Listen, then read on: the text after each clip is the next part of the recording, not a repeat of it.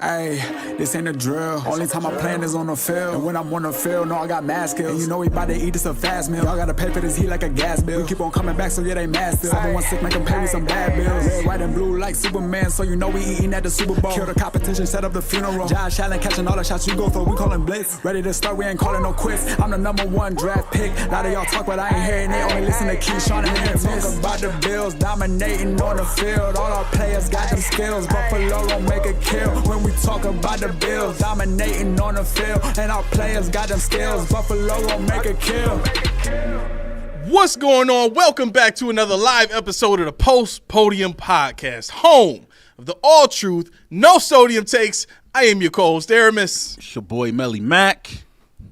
It's 40 Keys. In the hit house. Listen, we got a lot of great stuff coming for you today, but the first thing I need y'all to do is I need y'all to just take a deep breath because we at the mid-season point or a little bit past it. We got a little bit of season left to go. But this is the award show for the mid-season of the NFL, all right? This is what it is. We about to have some fun today, so I hope y'all ready to laugh. I hope y'all ready to have a good time. And I hope y'all ready to type because it's interactive. I want to know what y'all got to say about it. Yeah. We ready to go. All right, so we're going to start the show off with a segment that we really haven't started the show off with in I don't know how long. Let's get the stuff we heard, fellas. What do we got? Let's get some stuff. So, did y'all know? I know it's the Bills bye week, so I don't know if people really. I don't know if the Bills Mafia watch football besides the bye week, because a lot of people they take that week off. Like I watch football every week, no matter what. But I know some people kind of took the week off because it's like, the Bills not playing. I got stuff to do. Yeah. I know Key ain't messing with it. If the Bills ain't playing, he ain't watching it. But I don't know if y'all know, but the Bills had two. Speaking of awards, they had two back-to-back awards. The Angry One Awards. So Josh got it when he played KC. He got the Angry One Runner of the Week, and your boy Himbo got it the week prior. Back-to-back Buffalo Bills winning the Angry Runs on Good Morning Football with my man Kyle Brandt. Wow. Oh, my man, he got recognized. All right, cool. I'm good with very that. Rarely, all you needed to hear. Very rarely does that happen where a team gets two back-to-back. Wait till you get three. Man. Wait till it happens. Man. I mean, they could definitely do it. That 49ers team is they struggling. Man. They struggling right now. I'm kind of worried because they're going to be pissed. Nah. What's that? Is that 3 in a row they lost? Yeah. And now they got to you know how Mac feels. They're going to be like, Mac got the pissed let's off go. factor. We ain't losing no more. We ain't losing no more games. They can't do nothing without Brock Purdy. I'm with you. I would be mad too, but Brock Purdy, even if Brock Purdy does come back and play, he's still going to be hurt. Because they talking like they don't even know for sure if he going to play. Yeah. So if they don't know that now, that means if he do play, he going to be hurt. To me, that's a wrap. If you playing with a hurt Brock Purdy against our defense, and the best thing you could do right now is run the ball, man, listen. Yeah. Did y'all also see that fine that Mahomes got? Yeah, what was that, $14,000 for what? So I thought it was just you can't – so when you celebrate, you can't do the finger guns. Mm-hmm. But I heard that it's not just finger guns; it's any weapon whatsoever. I would do a bow and arrow. I'd be like, if it's a bow and arrow, if it's a sword, if it's any type of weaponry, you're gonna get a fine for it. That's ridiculous. Wow, so that's why they all show them like sheathing the sword instead of. Is that like, what that taking is? It out. Yes, they. I was like, they doing a seatbelt. What is this? I'm locking him up. I thought it was just a lock. So they hit him with the fine, but people was mad because I guess he did it earlier in the season and he didn't get a fine, and somebody else got a fine. So the person who got a fine called him out. It was like, "Oh, I get a fine, but Mr. Mahomie don't get a fine." Man, Kermit ain't pew-pewing nobody. Right? he don't harmless dude. He pew-pew. No, he don't know how to operate a pew-pew. I mean, you don't listen. Mahomes is just as sneaky as Josh is. All the good quarterbacks are. They all get away with talking some junk. I've not heard one great, like, all-time great quarterback that didn't talk stuff. I can't think of one. I'm about to say Brady did, Peyton did. I mean, maybe Russell Wilson, but is Russell Wilson all-time great? No. What about Montana? Was he ever a trash talker? I'm sure he was. About to say, they got to be, right? Back in the day? Yeah. Jim Kelly, he was. I mean, because part of what makes you a good quarterback is your cockiness. Yeah. And they don't like being hit. They don't like being hit. They don't like how they get hit. They wear pads for a reason. Oh, yeah. They're supposed to get hit, but they think they're entitled to just be like, tag, you're it. No, it doesn't work that way. So Yeah. What's going on, PHF? Buffalo Buddha says, I thought Anthony Richardson won over Allen's run. On what? On Angry Runs? He didn't win. He might have won. He might be winning this week, but last week Allen won for when he ran over Kansas City for the game-winning touchdown. Okay. Yeah. He won it for that one. Yeah, see, that's the confusing part about having a bye week because we all. Well, I mean, for me, I'm thinking about like this week. You know what I'm saying? Like that's the confusion. The Bills ain't have nothing going on. So when you brought that up, I could see that. I'm a football aficionado. Yeah. I heard a lot about this today, and I wanted to see what y'all thought about it. I purposely didn't text y'all when I found out about it, but this review caveat. Did y'all hear about that? The sideline camera? No. So in the NFL. Not every stadium has a sideline camera, right? Not every stadium has a sideline camera. Wow. So what happened was I forgot what game it was in, but they had a sideline view that revealed perfectly what they needed in order to confirm, whether they were inbounds or outbounds, whatever, right? So when they talked to the, I think it was Mike Pereira. This was on the game was on Fox. And he revealed that when a coach challenges a play, the refs cannot use the sideline cameras because not every stadium has one, and it's not equitable to do it that way. Mm-hmm. However, if they get a call or a buzz from up top and it's an official review, they can use the sideline camera. So thinking about all of that, it's like, tell me again how deflating the balls were illegal, and tell me again about how taping people's practice was illegal, and the equity involved and all that. You penalize that stuff. You won't let people shoot a bow and arrow at people. You won't allow all this stuff, but you allow almost an egregious unfairness to go on in the NFL, where you have referees there to make sure that the game is managed in the most fair way possible, right? But here you are, not every like if I'm the NFL, like just listen, we'll give you the extra $100 to put a camera on your sideline. It's a camera, right? Just go get one. You know what I'm saying? Like, how hard is that really? Yeah. What y'all think about that? I thought everybody had one. I knew they didn't, but yeah. So the stadiums that don't have one, what do they use to look at stuff like that? They just use whatever cameras they have there. So just the overhead one cameras, that they got? Yeah, overhead, whatever broadcast camera. I mean, there's still like 18 broadcast cameras out there, but there's an extra camera from some stadiums. But so you're saying, say it again. If the buzz comes from upstairs, you can look at that camera. Mm-hmm. But if a coach challenges, they can use everything but that. Correct. Okay. Okay. It sounds like crap, right? It's stupid. Okay. I mean, they're like, well, it's right there, but no, don't look at it. Don't look at it. Right. No, we can't show the refs this. You must this use camera. these. Yeah. Or if the refs do see it, they have to ignore it. Mm-hmm. Of course. Which I would be like, I didn't. What are you talking? Ignore what? Overturn. I didn't see. What are you talking about? What are you talking about? Overturn. I'm overturning it. Yeah. Based on what? Based on not that camera. That's what I'm overturning it based on. Right. Laura says, dude caught a fine for grabbing Ty Johnson face mask too. Who? Mahomes? No. They missed a face mask in the game. So when I was at the game, everybody got pissed off because they missed. Yeah. It was one that we was driving. They missed a blatant face mask and nobody called it. I didn't think that they was still fining for that because they didn't call it. Yeah, in I the don't game. know why would you find a ref for missing it maybe, but the players. I mean, that happens. Right. That's another one of the laundry list of things that they're finding people for dumb reasons. Don't hit the quarterback too high. Don't hit the quarterback too low. Don't hit him right here. You got to hit him just softly. Don't run to the side. And now we can't face mask people because we're trying to make a tackle. That's ridiculous. It does. It doesn't make sense why you would fine the guy after the game for something that's just easily dismissed with a penalty. Right. You know what I'm saying? I guess if a penalty equaled a fine, okay. But in this case, no. Right. Yeah, that's just dumb. But that's them trying to cover their butts. Sweat says, I'm interested in the list of stadiums that don't have the sideline cameras. Right.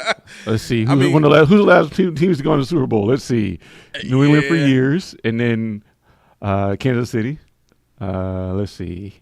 They got to have them there, though. It doesn't work. It's probably malfunctioning. I mean, you would assume. They probably malfunctioned all the time.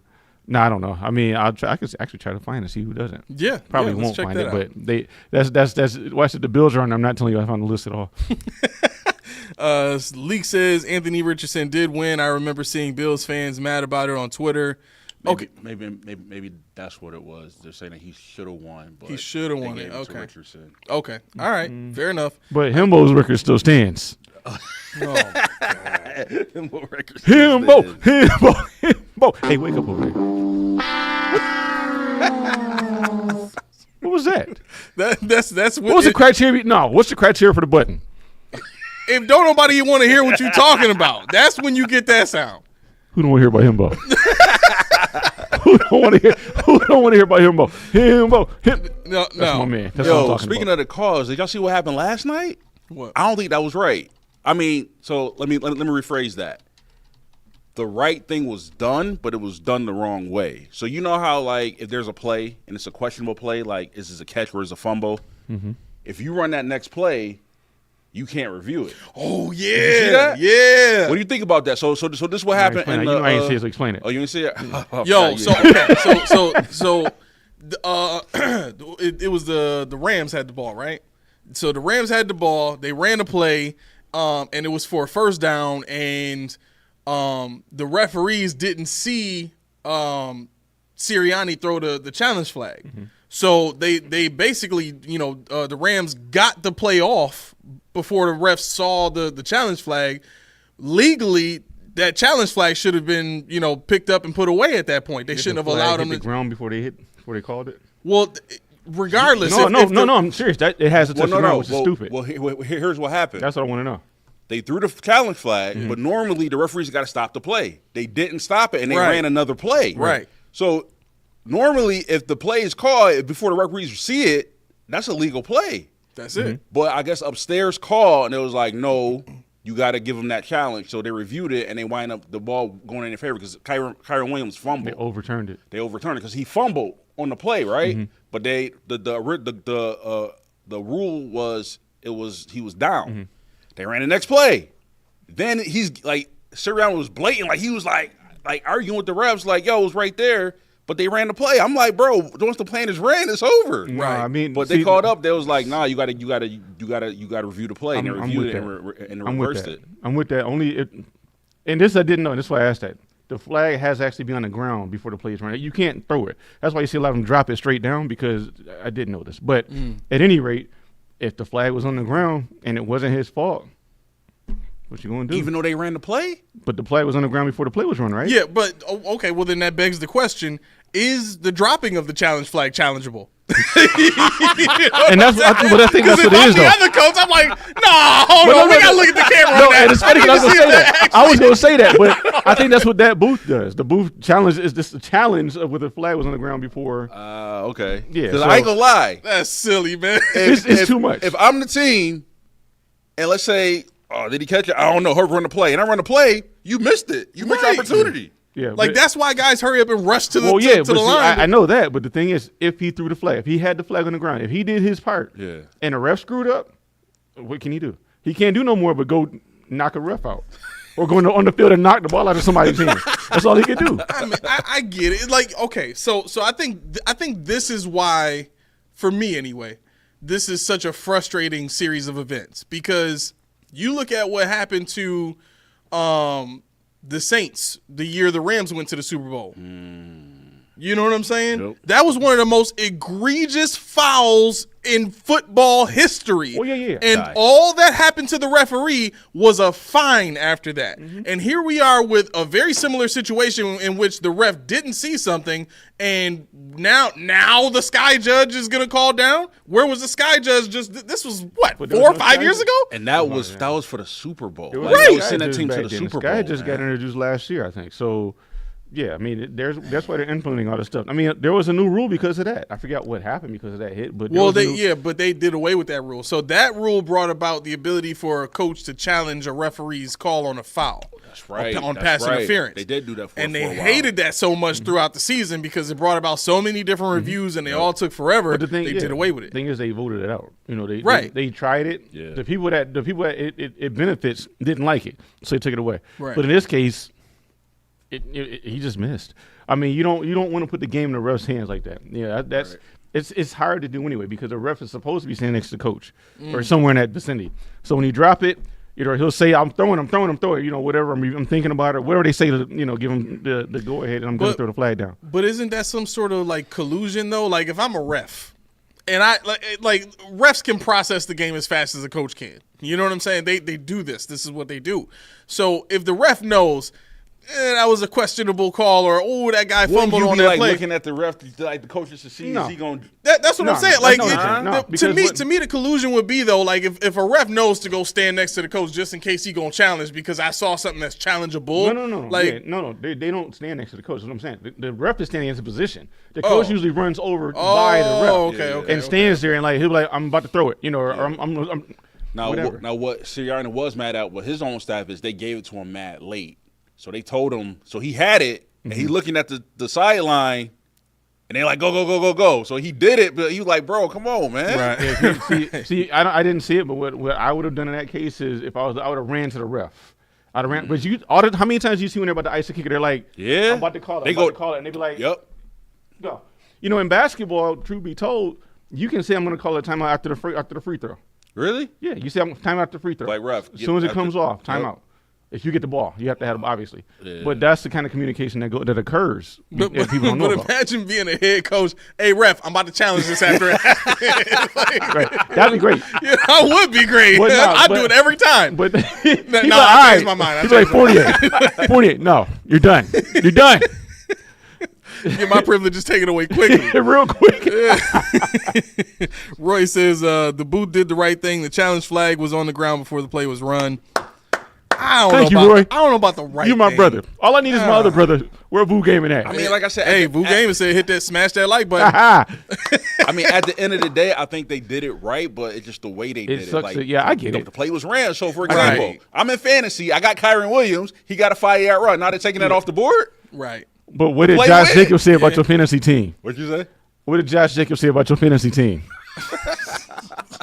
I don't give a damn about your fantasy team. I don't give a damn about none of that ass. Yo, he did say that. He said he don't care. But I mean, I get it. It's deflating. It's deflating for both teams as a player. As a former player, you would hate to see, you're as a team, you fumbled the ball. That's why they're rushing to the line. Exactly. And so like, we got away with one. What do you mean we didn't get away with it? Exactly. We got away with it. We ran the next play. It's legal. It's legal. So it's both ways. Anytime I see a team running up to the line like that, just throw the flag. Like, right? Like, y'all think y'all slick? Right, exactly. Something's up. Something's amiss. Right? Something's amiss. I don't like it. Truth be told, I thought Reed was going to do it the D-Hop catch in the Bills game. Because it was quick, and I ain't see a replay. They were talking about it on the broadcast. I'm surprised. I was looking for it. I was like, oh, because D-Hop was like. But when you watch, did you watch it? Quick, did you watch it on TV? No, he didn't catch it. It wasn't. He did not catch it. Oh, okay. He did not. Not even close. No. The one-handed one? No, the one that went down to the ground and it came out at the end. It came out. Yeah. It was a two-handed catch. Matter of fact, I think it was on a third down. Yeah. It was a long one too. Yeah. D-Hop. It looked like he had it in when the play was over. It was on the ground. But he went like twice. Yeah. Like, no, I caught that. No. I'm like, man, they never did the replay, so I ain't really see it. I'm like, did he really catch it or not? Benford raked it free right as he hit the ground. So when his arm hit the ground, it came free because Benford raked it out. So he ended up getting the catch, or no, it was reviewed. Yeah, it was incomplete. That's the one where I'm like, why is he doing this? Benford and D-Hop is in the back doing this the whole time, and Benford like this. I'm like, yo, don't celebrate yet. We don't know. But it turned out in our favor. But yeah, no, that's how it is though. Yeah. And you kind of know, especially when you know your players, which ones always want to challenge. Like for instance, Junie knows Denver. Every time something happens, Jokic always wants a challenge. He's always run over. Yeah. Like, you're not getting that. We're not challenging no more. He wanted all Yeah, all of it. We want all the smoke. LeBron, we want all. No, we're not doing that. You know your people. They cry wolf. Vu says the Music City Miracle is worse. I agree. I agree. I don't know what they saw. Had that would have been this time with the Sky Judge and all that stuff. Come on, man. We go to this playoffs. I've seen a pull drawn out with a protractor. I mean, Look at the line right here. Look at the line. I've seen this. And I can't make sense of it because the rule is if your back heel is behind the line, you let the ball. I don't know. Yeah. And it's funny because T was watching the Steve McNair documentary on Netflix last night, and they played that play, and I'm like, they played the play. Ooh. I'm like, still can't tell. This is it's too perfect. It was like too perfect. It wasn't obvious enough to say either way to me. Yeah. I think Bills fans are always going to say yes. It was for a pass. The throw and the catch. So you think the throw was legal and the catch was legal, or did he throw it correctly but he caught it in front? I think the trajectory of the line was like perfectly down. I think it was perfectly legal, and that's the problem. It was perfectly legal. Like you always see like a good variance, but this is like. You got where's his heel? Right. Where's that guy's hand placement? It's like too much. I'm like, okay, if Christie would have closed in on that dude, if Keon Carpenter would have did his job, if they would have been in lane integrity, we probably would have came out of that game. Because even Jeff Fisher said we knew we weren't winning that game. That's what he said. Yeah, he said we ain't have it. He said we ain't have it. He said after the first round, I knew we ain't have it. Wow. I mean, excuse me. The who was that? Dyson that ran it all the way back. Yeah. Can't mention his name. My bad. What's his number? Call him by his number. 87 or whatever. I wonder if there's any training that these receivers get, in case something like that happens. Just jump forward, keep your feet forward a little bit, and lean back to get the ball. That way, no matter what, it looks like you came back for the ball, even if they did pass it forward. I think they do. It's ridiculous. I mean, just some of the plays that they practice on a regular basis, like why do you put so much time into that play? But they do. Yeah. Vu says, can we run the tables to close the season? I don't know. Now, Vu, had we would have lost to KC, I would have double stamped it. Double down on that one. But now, don't get me wrong. Like I still think Detroit is the best team in the NFL. But seeing them play last week, like this week, they definitely beatable, man. And that's the weird part. Yeah. There is no team right now, no team in the NFC or AFC that is unbeatable. Like everybody, like dude, KC didn't learn nothing. They almost lost to the Panthers, bro. Right. Like, are you kidding me? Now let me ask you this. This is my thought, and I don't know if I said this on the show or if I was talking to Dorothy about this, but I mean, it's like a rope-a-dope to me, though. What? It still is. KC is still like the rope-a-dope. It still is. I mean, it's like the little golf claps, the little comments they made. Yep. They know something. And whether it works or not, that's one thing. But, I mean, this team, you don't put it past this team to pull out all the stops when it means the most. Right. And people say, well, we beat KC. And we beat them. It wasn't no bones about it. Right. But my thing was, like A said, I forgot who brought it up, and you looked at it again, maybe Kev, or I'm sorry if it wasn't. But when they were talking about that third quarter drive that you talking about, where they just ran down the field on us. Oh yeah. And I'm thinking that wasn't by accident. That was them trying to dig in their bag a little bit to win the game. They wanted to win, but they didn't want to win at the cost of showing us all they had. So I feel like don't hang your hat like McDermott says. It's not Super Bowl. I tend to agree only because. Yeah.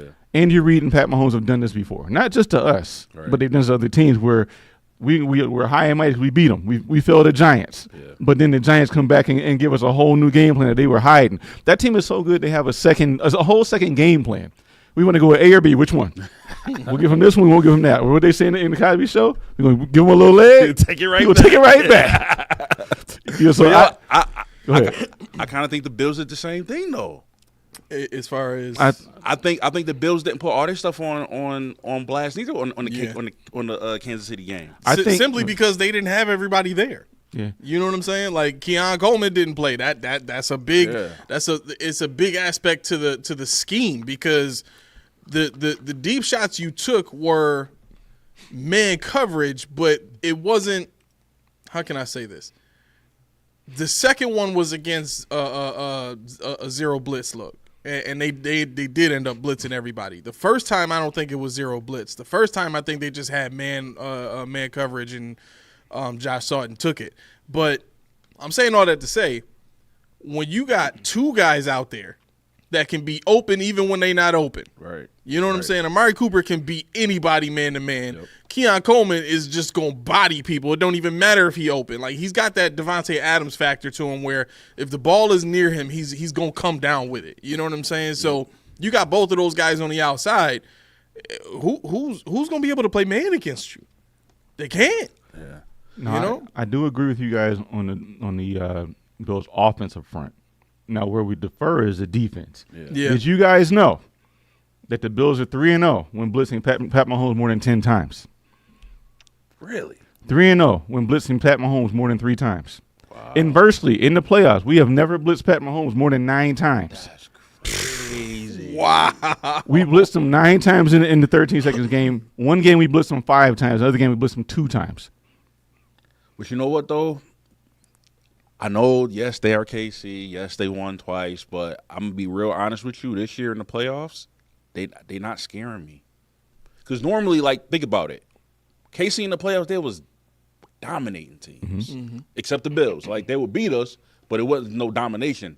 All the other teams, they would just dominate. Like, it was like, yeah, you ain't got a chance. Mm-hmm. This year, they might get out in the first round. Mm-hmm.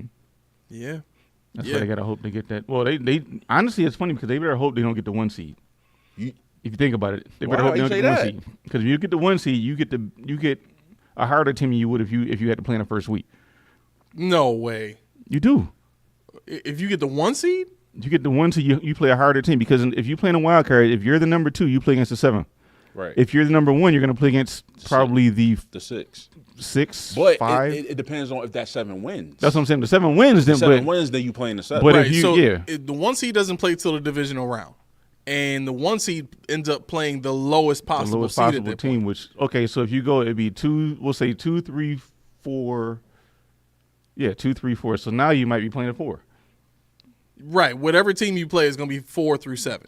Right. And that's what I'm saying. You get a harder matchup potentially than you would if you played in the second round. No, because if I'm the 2 seed you're playing the 7. And the 3, 2 plays 7. not in the divisional round. In the first round, I'm saying. Right, that's what I'm saying. But if I got the 1 seed, I don't even play in the first round. You might want to play in the first round. That's what I'm saying. If you don't play in the first round, I think what Key's saying is if you play in the first round, you're guaranteed to play the 7th team. That's the worst team. You're guaranteed to play them. Well, but if you play in the second, let's say that team loses, now you playing the higher seed. But I guess it really depends on if that worst team wins or not. Because regardless, if the worst team win, you're playing the worst team. Because if you're the 2, if you're 2, you play what? So 2 play 7, 3 play 6, and 4 play 5. And then if you win that one, you play the winner of the 2-3 game, or the 3-6 game. Yeah. Okay. Unless the 7 wins. Unless the 6 wins. No, the 7 wins. Because if the 7 wins, then that bye team, the team was on bye week, they play 7. If 7 loses, they play whoever, either 6 or 5. Well, what I'm saying, if 6 wins, then you play the 4. Right. Okay, so let's bring some clarity to this right now. Okay, if the Bills keep the 2 seed in the first round, we play the Broncos. Y'all think that's an easy matchup? I take the Broncos Here. Oh yeah. Okay, I think that defense is not easy to deal with. I'm not worried about their defense. I'm not worried about the defense. I'm worried about other teams' offenses. No defense stop our offense. I'm worried about our other teams' offenses, not our defense. And that's my thing. I'm always worried about the offense scoring on us. I don't worry about scoring on people. We can score on anybody. Yeah. Okay. If you are so let's say right now Bills got 2 seeds, Steelers got 3 seed, Texans still have the 4 seed at 7 and 5. Then you got Chargers, Ravens, Broncos. So that means the Bills will play the Broncos, the Steelers will play the Ravens, and the Texans will play the Chargers. That'd be good. Chargers are taking that game if they play in the Texans. I'm sorry. Texans have been looking real weak the last few weeks. They got nothing left. Yeah. Right? The wells run dry. The last time the Steelers for the most part own the Ravens. They're 9-1 against the Ravens the last 10 times they played. Right? So Steelers win that game. So now you have in the divisional round, so we got the Bills winning against the Broncos. So now we got the Chiefs are going to play the worst seed. Yep. So the Chiefs are going to play the Chargers, and the Bills are going to play the Steelers here. Chiefs and Chargers, that's the divisional, isn't it? That's the division. Chargers could win that game. They could win that game. Chargers could really win that game. I could really see that. If they're healthy, I could see them winning that game. Yep. Okay. So, you don't want to take the Chargers in that one? Sure. All right. So, Chargers win that one, and then Bills Steelers. Who you got? it's here. It's a wrap. Okay, Bills Yeah, all I day. think So the now, Bills win. you're looking at Bills And the only Chargers. thing, let me elaborate on that. I do think that Steelers have one of the best defenses in the NFL, bar none. 100%. But their issue is they can't score. Right. And if we're you can't healthy. score in the Bills, you're not beating us. If we're healthy, I'm not worried about You're their not. defense. If you can't score in the Bills, you're not beating them. I don't care how. I don't care how you stop us. If you can't score on us, night. You're not beating us. You can't stop us if Brady's on this game, because if you take our run game, we'll pass. You take our pass game, we'll run. If you want to try to stop both, we're gonna get you with both of them. Pick your poison. Okay. Well, in this scenario, I mean, I guess, yeah, you would want the 2 seed because that means you end up playing the Steelers, and that's an offense you don't have to worry about. Now, here's another caveat. I know it's not showing on the standing right now, but I do believe come Thursday, if Miami beats Green Bay, Miami's gonna be the 7th seed. Oh, I like that. Come here again. Come on in. Miami would only be 6-6. So the Broncos are 7-5, and they are going to play the Raiders this week. Yeah, but looking at their schedule, basically their season is going to be dependent on this Packers game. If they beat the Packers, they probably going to win the rest of them games, and they going to make it to that last seed. That's what I think. I think if they win, they're going to be the 7th seed. Oh wait, no, I'm sorry. The Broncos just beat the Raiders. You talking about Miami? Yep. If Miami win against on Thanksgiving, if they lose, it's a wrap. It's over. But if they win, I think they're gonna make that 7th seed. Who? So somebody would have to fall out. Who falls out? So who's in there right now? You got Broncos and who's the 6th? Broncos, Ravens, Ravens, Chargers, Texans. I think the Texans.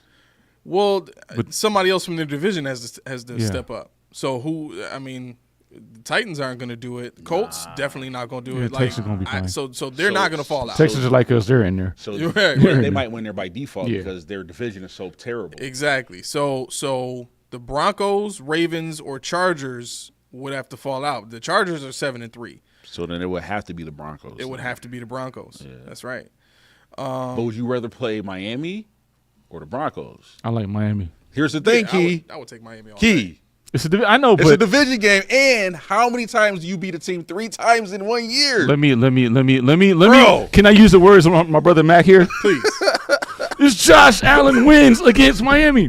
Josh Allen owns the Dolphins. That's right. 3 times though? You doubting Josh? I'm not doubting Josh. I'm just saying. It took heat stroke for the Dolphins to Right. beat the Bills, bro. You're not lying about Like it. And they barely Miami's going did to it. come and play in a sub 30-degree game. They ain't that winning was- that. It's over. And they did say that Tua is 0-7 when it's under 40. Oh yeah. And you got to remember that was a Josh Allen and Isaiah McKenzie miss from winning that game in the Eastern Oh game. well, based on that stat, they ain't winning in Green Bay. Yeah. They going to Green Bay, right? Yeah. Yeah, that's over. They it's ain't like gonna 20 win that degrees. game. It's cold. They've been looking good though, man. Yeah, you're right. They found a defense, but Yeah. I mean, Waddle was balling. yeah. Tua looking good. Nah. That's gonna be a good game though. But yeah, if it's cold, hey, it's a wrap. Right. I can't see them overcoming that. Until they do it, I don't believe it. Yeah. Until they do it, I don't I believe mean, they beat what? They beat the Rams, Raiders, and Patriots. Yeah. That's the last 3 wins they had. Yeah. Yeah, but yeah, as far as we just said running the table, the only game I can see us right now is just the Lions. So I'll give the Bills one more L to the Lions. But here's the thing though. If the 1 seed is already theirs, then I don't think they played their starters that last week. So they may give another loss, but it's not going to matter. No, it won't matter. You know what I'm saying? If it matters, if all the games matter, I see the Bills only dropping 1 to the Lions. If that 1 seed is theirs, they may drop 2. Yeah. But if they run the table, that's gonna be crazy. The Bills? Yeah, if they run the table, I see that. if they beat San I Francisco think they are Rams gonna and they beat the Lions, Yeah. what? You know what? I think love they having are the show gonna for do that very reason because my man texted me. He's like, yo, Key, what'd you say about the team? You thought you said they're going to be guards? I said 11 wins this year, dog. He's like, no, you didn't. I said, go watch the show. Read the tape. Yeah, that was I said, play go back. watch the show. We're gonna Play be it trash. back. Yep. I said, go watch the show. I've also said in that same breath, I hope I'm wrong. Oh, no, I wasn't indicting you. I'm just saying. No, you know, no. yeah. I know. I'm just saying, that, because my butt cheeks is out here now. But like, to just for everybody to understand, like I wanted to be wrong about that, but based on what I was seeing, that's really what I believe. And to your point, Abe, let's be honest, most of the national media said the same thing. They were, yeah. They said, "Oh, the Jets gonna win." Like it's on Instagram. They playing receipts right now. They say it. And I'm like, how? Yeah, the Jets go with, bro. So to me, remember when I brought up that stat out about how many times the Jets won the AFC East? Yeah, And the Colts won more More AFC than titles than the Jets. That's all you need to know. That's all you need to know right there. Like, now, my don't get thing me was- wrong, They just fired their GM, didn't they? bro. Everybody gone. You heard the story, didn't you? What? Evidently, was it Albright or something like that? Their head coach, the Jets, Yeah, something like that. Jeff Ulbrich, Oh, whatever. the interim guy? Yeah. Yeah. So, however it goes, the owner flies his helicopter into the practice facility or whatever, and Joe Douglas he jokingly says, "Oh, right, hey man, if he walks me out, it was nice playing with you. It was nice working with you, man. Everything was great. You know." He was just laughing. Half an hour later, come on in. That was it. Yo, did you hear the rumor too that they want to bench Rodgers? Oh, I was yeah. messing my stuff. You heard about that? He won't let him do any kind of X-rays or anything because he doesn't want him to say he's hurt. I guess there's a clause in his contract or something like that. If he gets hurt and he forfeits some kind of money. What? Yeah, so he won't. I saw it today. He won't let him do any kind of X-rays and MRI, anything like that. I wouldn't let him do anything either. Yeah, because they're just trying to find something. Aaron, we just want to take a picture of your leg. He said, "Drug test, piss off." Aaron, please, just stand still for a minute. Aaron, please. Hey, what iPhone is that? Nah. I'll do it for a 16 Pro. Right. Roy says if the Bills run the table, then they will have won 12 in a row. I have a hard time envisioning that. Why? I am glad. That's Why? crazy. The Lions have won 10 in a row. This is a great caveat to my next point. I'm sorry, no, 9 in a row. This is a great caveat to my next point. Thanks, Roy. Roy What? he was reading my brain. What? So do you know that the six win streak we're on right now ties a 6-win streak from last year? Mm-hmm. However, when is the last time we've won more than 6 in a row? Last year. Either be never or back in the 90s with the Kelly and Thomas. 1988 was the last time we won 7 in a row. 88? 1988. That was We before won 7 Jim. in a row last year. That Is was that before including the Jim. Yes. playoffs? I'm not Oh, including the regular Heat. season. Oh, only. not regular including the playoffs. season. All right. So, All right. what were you doing in 1988? I was 3. Yeah. According to A, I was driving. So, Right. maybe I was the babysitter. I'm glad I didn't have to say it, as long as he remembers. Did you know in 1988, the Reverend Billy Graham came to Rich Stadium and delivered his God Has a Plan speech? You were there in person. I was there in person. I might actually been. My mom does like Billy Graham. It's not just me. What if I told you Def Leppard was in town for the Hysteria tour? Ring a bell. February 3rd, January 11th. The U.S. first case of test 2 quintuplets are born in Royal Oaks, Michigan. Quintuplets? Quintuplets. Test 2 quintuplets. Ooh, I feel sorry for that daddy. Now, let me ask you this. Bro. You remember this? Stevie Wonder announced he was going to run for mayor of Detroit in 1992. Wow. In 1988, he said, I'm going to run in 92. Why?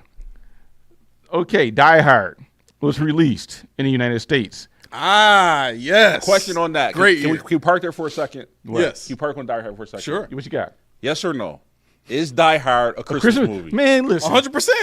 It is? 100%. No! Why? Because Why it is takes it place on not? Christmas? So here, all right. So never here's the watched thing. It happens on Christmas. So if a movie happens during Christmas, does it make it a Christmas movie? Why not? In that case, Ain't no Grinch, no Kris Kringle. Batman. What does Santa do? So Batman is a Christmas Every movie. single Lifetime movie about Christmas that comes out on Christmas happens on Christmas or happens the week of Christmas. But there's fellowship. We got a whole movie. that's one of Nobody's the best blowing movies of anything all up time on that Christmas happens in any on Lifetime Christmas movie. Day. You got a superhero walking around with no shoes on, stepping in glass, saying "Yippee ki mother" and killing mugs. He wasn't a superhero. He was a crackhead. He was not a crackhead, If you're walking on glass barefoot, you're a crackhead. bruh. You tripping right now? So it's Batman a Christmas movie? Batman? Yep, Which one? the first one. It happened on Christmas? Yes. Then it is a Christmas movie. It is. You talking about the very, very first one? With Michael Keaton. Wow. I completely forgot about So that. like, It has to be. so to me, so here's the thing: if it happens during Christmas, to me, it's only a Christmas movie if it's like about Christmas. If some gifts are given. If it's about Christmas, or like for example, one of my favorite Christmas movies is Four Christmases with Vince Vaughn. He goes back and forth, but it's about Christmas. Like you know what I'm saying? To me, but a lot of people say Die Hard is a Christmas movie. I've heard but this, yes. it has there's nothing to do with Christmas. Except for the day it takes place on. What you got? So, I mean, what about Are We There Yet? Is that not a Christmas movie? Because like That's a good point, Junie. one of the movies, Ice Cube, you know, he has to take the kids to the mother, but Why is he doing it? Huh? Why is he doing it? I mean, like he. Is it so they can get to their parents by Christmas time? Exactly. Christmas movie. It's a Christmas premise. Blowing stuff up on Christmas does not make it a Christmas movie. No. But in Die Hard, the dude trying to get to his wife on Christmas Day.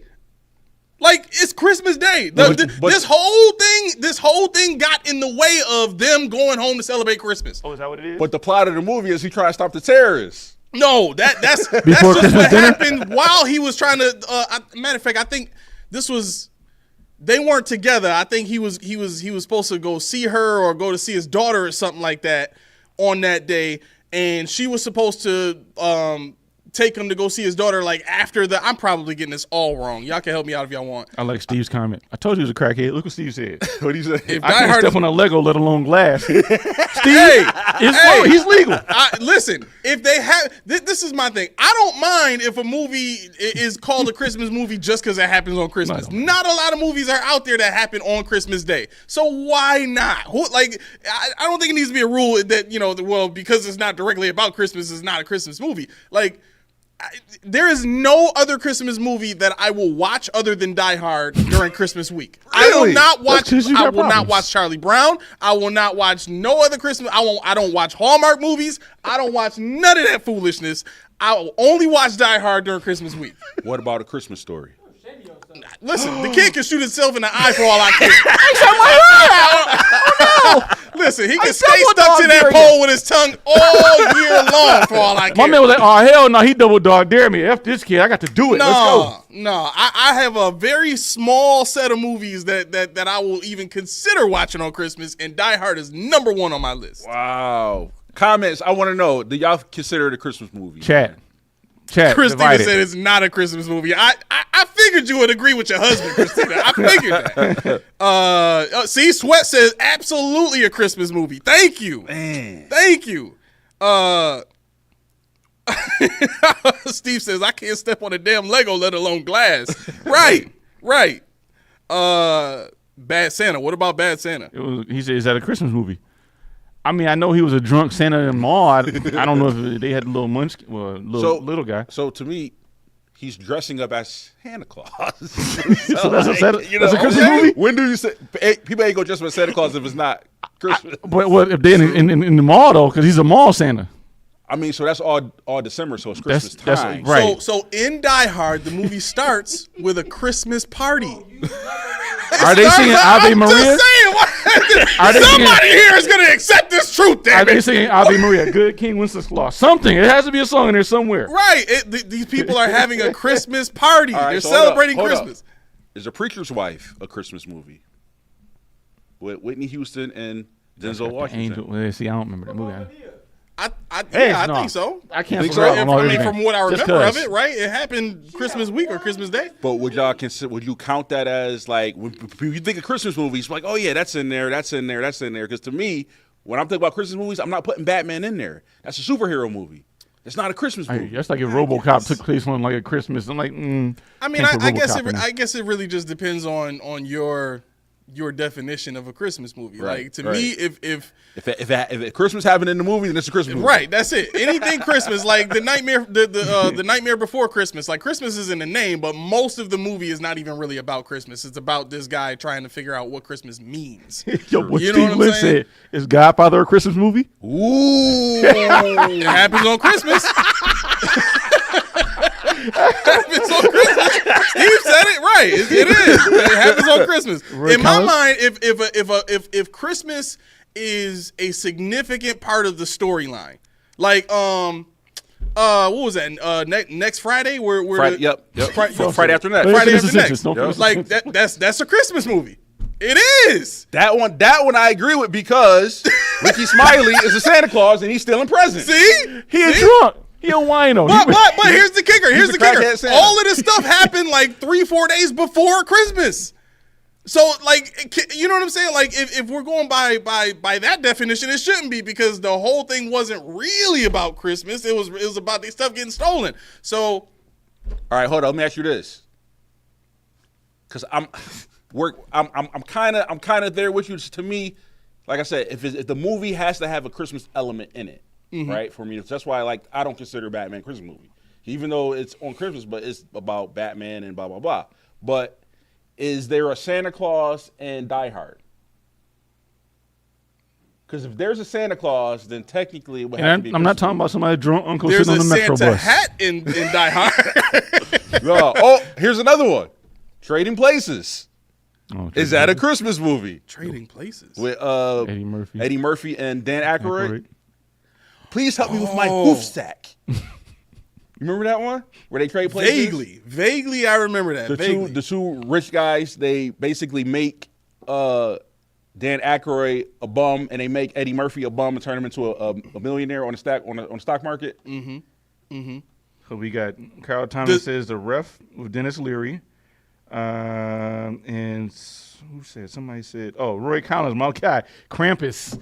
Yes, that's a Christmas movie. That's Christmas. It's a horrible Christmas movie. But it's Christmas movie. That's a Christmas movie. Which one is that? Krampus, where it's like the Grinch comes and kills people. Yeah. See, Whittle got my back. He said Die Hard is a Christmas movie. Didn't he use a Christmas tree as a weapon? Yes, he did. What is this? This is Yes, he dead. did. Did he in the first one? Did he? Yeah, he did. Die Hard? Oh, man, Sweat said Die Hard 1 and Die Hard 2 both take place on Christmas. Come on, stop playing with me right now. It's definitely a Christmas movie. If you got two of the movies happening on Christmas, come on, you can't tell me it's not a Christmas movie. So are you saying that the LA riots happened on April 29, 1994, so it's now no longer my birthday? Huh? You can't. What you talking about, Willis? There's two mutual things. My birthday, LA riots. No, we ain't doing this. My Christmas. birthday, Doomsday happened on my birthday. Oh, what happened on Kim's birthday? I'm sorry, guys. Pearl Harbor Day, guys. Pearl Harbor Day, Didn't guys. know that. Right. we're like, thanks for the addition to the birthday party, Right, Ken. so if Ken ever makes a movie with him in it, it's gonna be Pearl Harbor is involved. I'm sorry. gotta be. This is what Gotta it be. is. That's the Pearl Harbor movie. Right, it's a Pearl Harbor movie. That's right. Because I ain't see no planes, no water, nothing in that movie. the lead actor in that joint, his birthday was on Pearl Harbor. It's a Pearl Harbor movie. That's it. Boom. That's the logic. See? Vu said, man, talk about how we going to step on the 49ers. But boo, we gotta talk about these Christmas movies. No, I'm joking. No, that's a given. Honestly, I think the 49ers game is a given. Even if we see Brock Purdy, he's going to be a hurt Brock Purdy. Deebo Samuel is a shell of himself right now. They don't have Brandon Ayuk. Like if this team was coming in here healthy like they did last year, like they were playing last year, totally different story. I'd be shook because we have now. Here's the other part. I do have to say this. Josh has played that team. I'm pretty sure he's only played that team once, but he played them on Monday night, if I'm not mistaken, and spanked them boys. Niners. Robert Saleh was the defensive coordinator for them dudes, and Josh got on them and spanked them in front of the nation. It was either Sunday night or Monday night. No, it was in San Fran. You know I can look spanked them boys, right? I will get the stats for you. So what's going on, Jeff? So to me, the way the defense plays, the defensive scheme is not that different from when Saleh was there. A lot of what they do is still, the Saleh principles, so to speak, right? Because a lot of the same players are still there. So thinking back to that game, it was like there was nothing they could do. That's like Josh beating them the way that they beat them was the reason they went out and drafted Trey Lance the next year. Wow. Like that's how badly Josh beat them boys. They was like, we need one of those. we need one of those. Yeah, we gotta get one of them boys on the team. So they gave up what they gave up to go get them. So yeah, Josh went 32 of 40, 375, 4 touchdowns. 375. Bro, I'm telling you, they saw that man. They got to look at that dude. It was like, was that a late in the season, Key? It was 2020. That's all you need to know. Hold on. What you said? 2020. That's all you need to know. No Hold fans on. in the stands. Oh, Yeah, they No played fans in week 13. We won 34-24. So week 13. So it was late in the season. They knew who they was. Right, You know what I'm right, saying? But the reason why I say that is because it was 2020. Right. It was a coming out year for everybody. The Bills were unstoppable true. that year. So it's That's like, true. you know, we were just steamrolling everybody. But I mean, this seems to be another coming out season for the Buffalo Bills. Now, now let me ask y'all this: is y'all shocked if we lose that game? Yes. Yeah. Yes. You will be shocked. I'd be shocked. That's how much I think we're gonna win that game. Because they can't. In order to beat the Bills, yes, you have to be able to run the ball. Yep. But in the second half, we've seen the Bills shut the run down. It don't matter who you are. Like if you gonna run instead of getting 4 yards, you might get 2. You know what I'm saying? Right. You have to be able to pass the ball with some form of efficiency and consistency in order to beat us an entire game. Now, can Run CMC be that guy? He can run the ball and he can be their number 1 pass catcher also.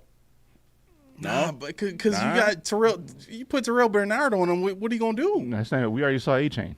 Right. A-Chain did the same thing. A-Chain had 7 or 8 receptions against us, and he ran. Yeah. And we mitigated it. You know, it wasn't pretty. Right. But we mitigated it. And what we did, too, is we got out in front early. We had that tempo. Yeah. And when you get that tempo, they can't run as much as they want to. Only thing I'm saying is Run CMC, they pissed off Anna Shanahan.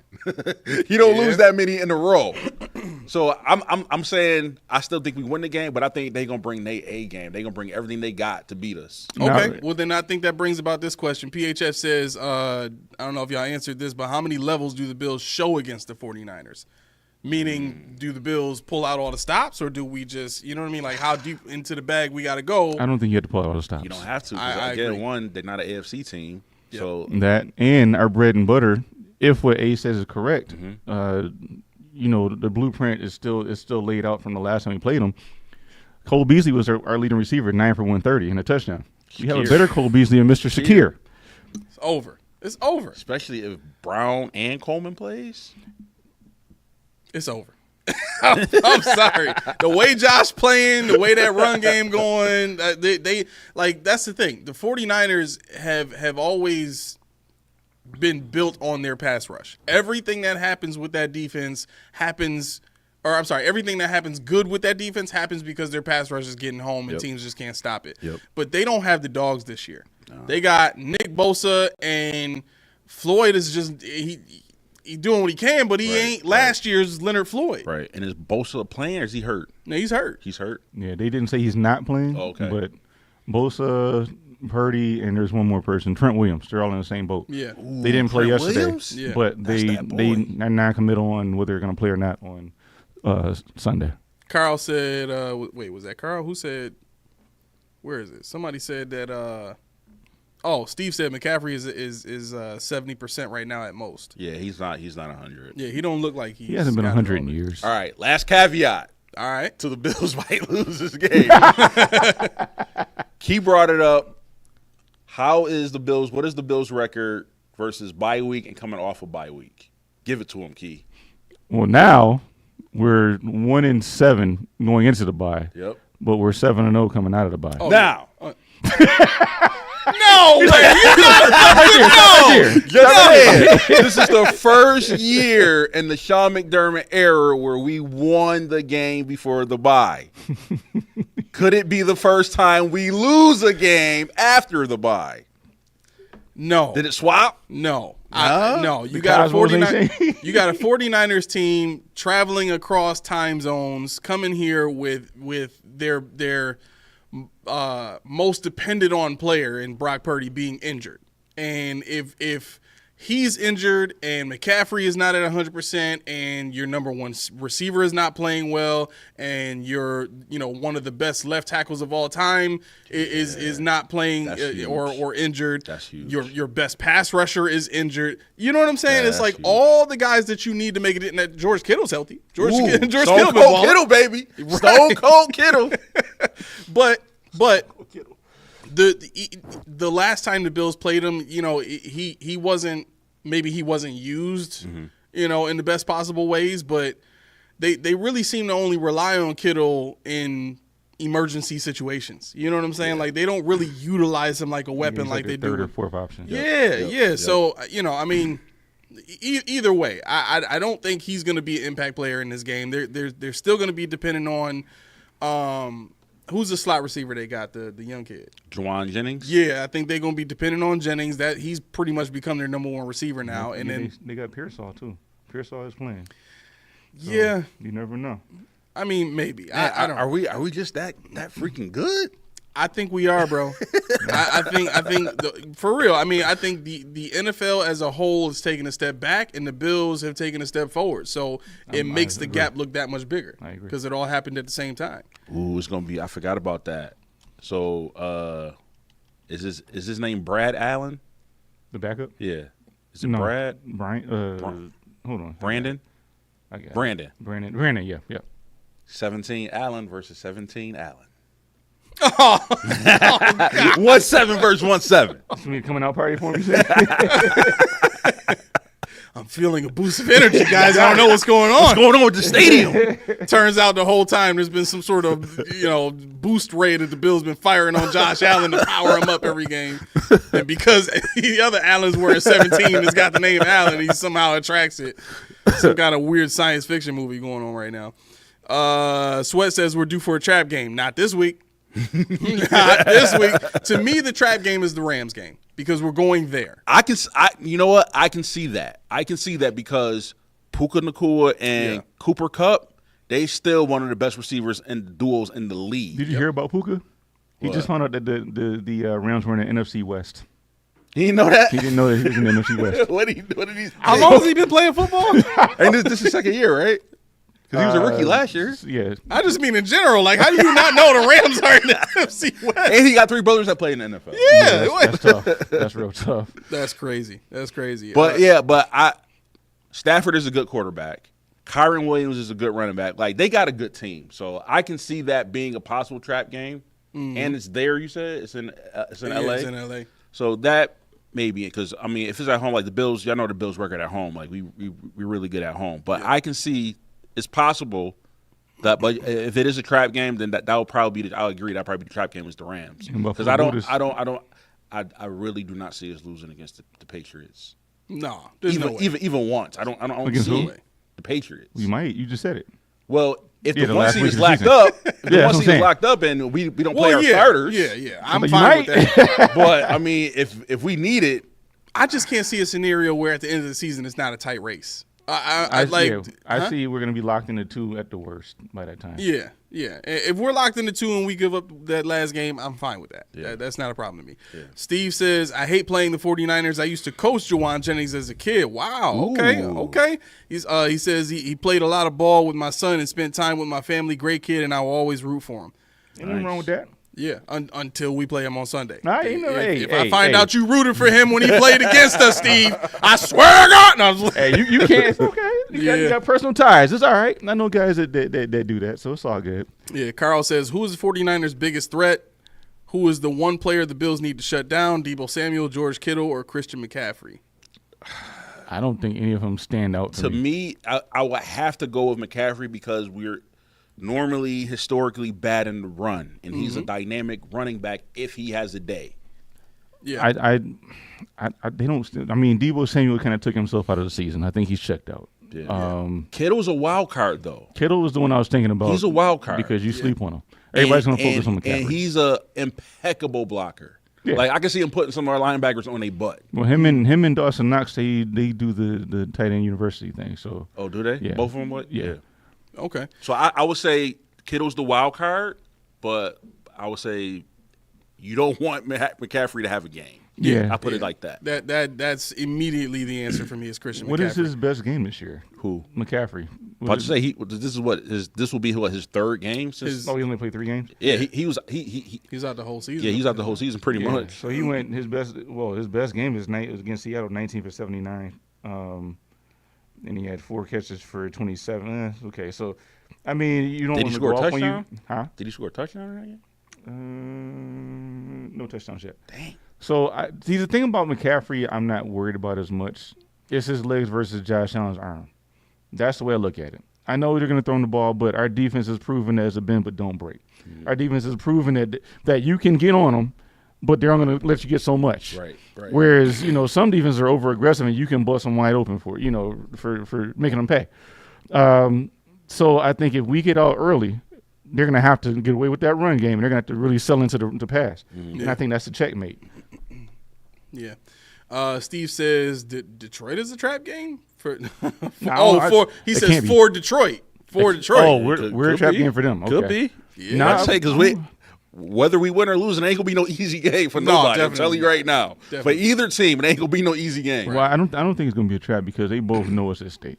Especially if we beat San Francisco 10-2, they're what? They would be 11-2, 9-2, or 10-2. Who, the Lions? The Lions, yeah. Lions. If they win, they'd be 10-2, or no. So they're 10-1 now. Yeah, they only lost one. They're 11-1. So they'd be 12-1. So when did we beat them? Did we right. beat them last year, or was it 2 years ago? 2 years ago. It was 2 years ago. Wait. Yeah, 2 years ago. 2 years ago. That was in Detroit. That's when Josh hit Diggs for that 20-yard complete. I think it was like 21-yard completion or something like that at the end of the game, and we got to just past the midfield mark, kicked the field goal to win the game. That's when Vine went down. Was Goff the quarterback? Yes. All right, but there was no Montgomery. There was no Sonic and Knuckles. No, Gibbs wasn't there. They did have Montgomery, right? Did they have Montgomery? Montgomery's. I'm pretty sure Montgomery. Yeah. Montgomery. I know. No. Jamal Williams. Jamal Williams was there. Yeah. But was he the backup? Yeah, he's always been. He was splitting time with. Or was it Swift? Yes. Swift. Yeah. Swift. Him and Swift were splitting Okay. time. So it was Jamal Williams and DeAndre Swift. Wow. And then at that point in time, they didn't have Jamison Williams. I think he was injured. Okay. Yeah, because he got injured his rookie season, right? I think there was an injury and he has a suspension. Right. I think the suspension was last year. Okay. His first year was injury. He was gone pretty much the whole season. Yep. So they didn't have that speed element. All they had was Amon-Ra St. Brown. So the team that we beat is pretty much a brand new team, pretty much. But I mean, because was Laporta there? No. So they got Laporta now. They got Gibbs now. They got Williams now. all new weapons. I mean, Amon-Ra was there, right? Yeah. Okay. Yeah. So I mean, but again, if you understand the foundation of the Lions' offense is their play action game, right. then you know what you got to disrupt. You and I want to go back and watch this Lions Bucks game. I'll probably watch that next week. Getting ready for the Lions game, but that in that game. Baker had 5 carries for. I was just looking at that. He had a rushing touchdown and he had like 5 carries for pretty good yardage. And Bucky Irvin was doing. He was having a good game. Right. And I think Vita Bucky. That would be the Himbo My role. man Bucky. Yeah, I can see that being the Himbo role for that. Bucky game. balled out this past week. Bucky's nasty. Yeah. He been nasty. Yeah. He getting plenty of burn.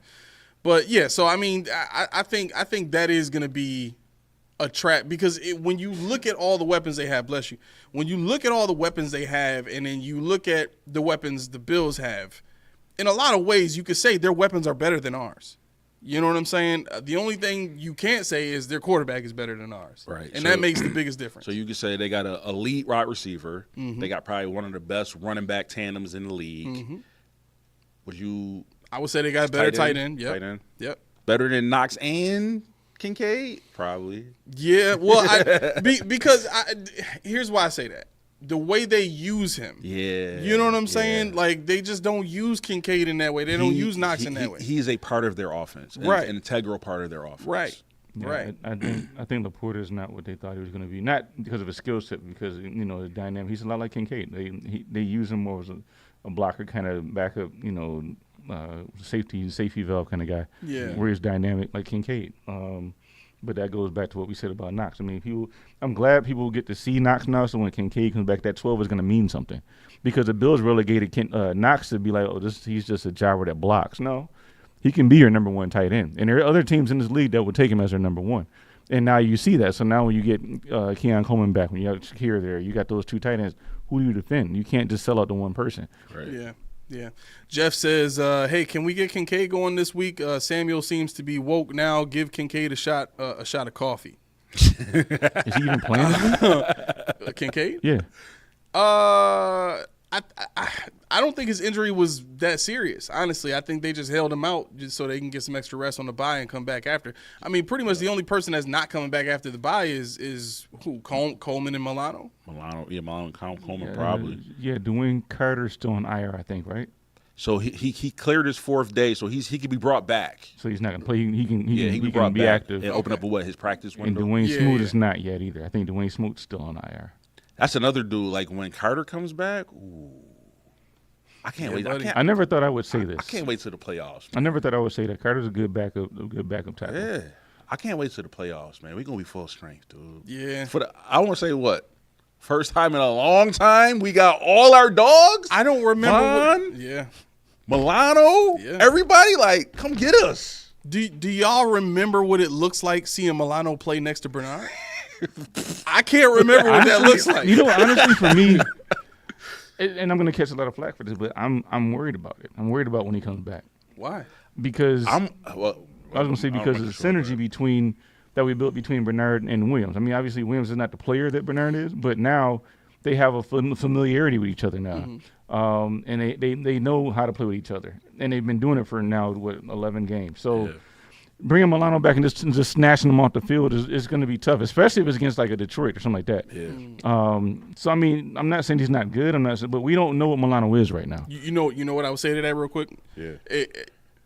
If Milano could handle playing with Tremaine Edmonds and how terrible he was in pass coverage, I think he could adjust just fine to playing next to Terrell Bernard. I'm sorry. Go ahead, bro. So I was going to say to your point, Key, I want to see Milano at least get at least 3 good games in before I could be like, okay, he's back or he's good for the playoffs.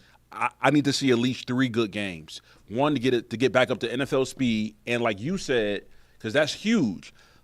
Don't get me wrong, he's a great player, but he has not been on that team. And that team grown and they playing with these guys, they're used to each other. Yeah. So now you add this new element in there. You just can't throw him in there and think, oh, it's gonna be all right because he's better. Like they gotta gel that. They gotta trust each other. Do you put him on a pitch count?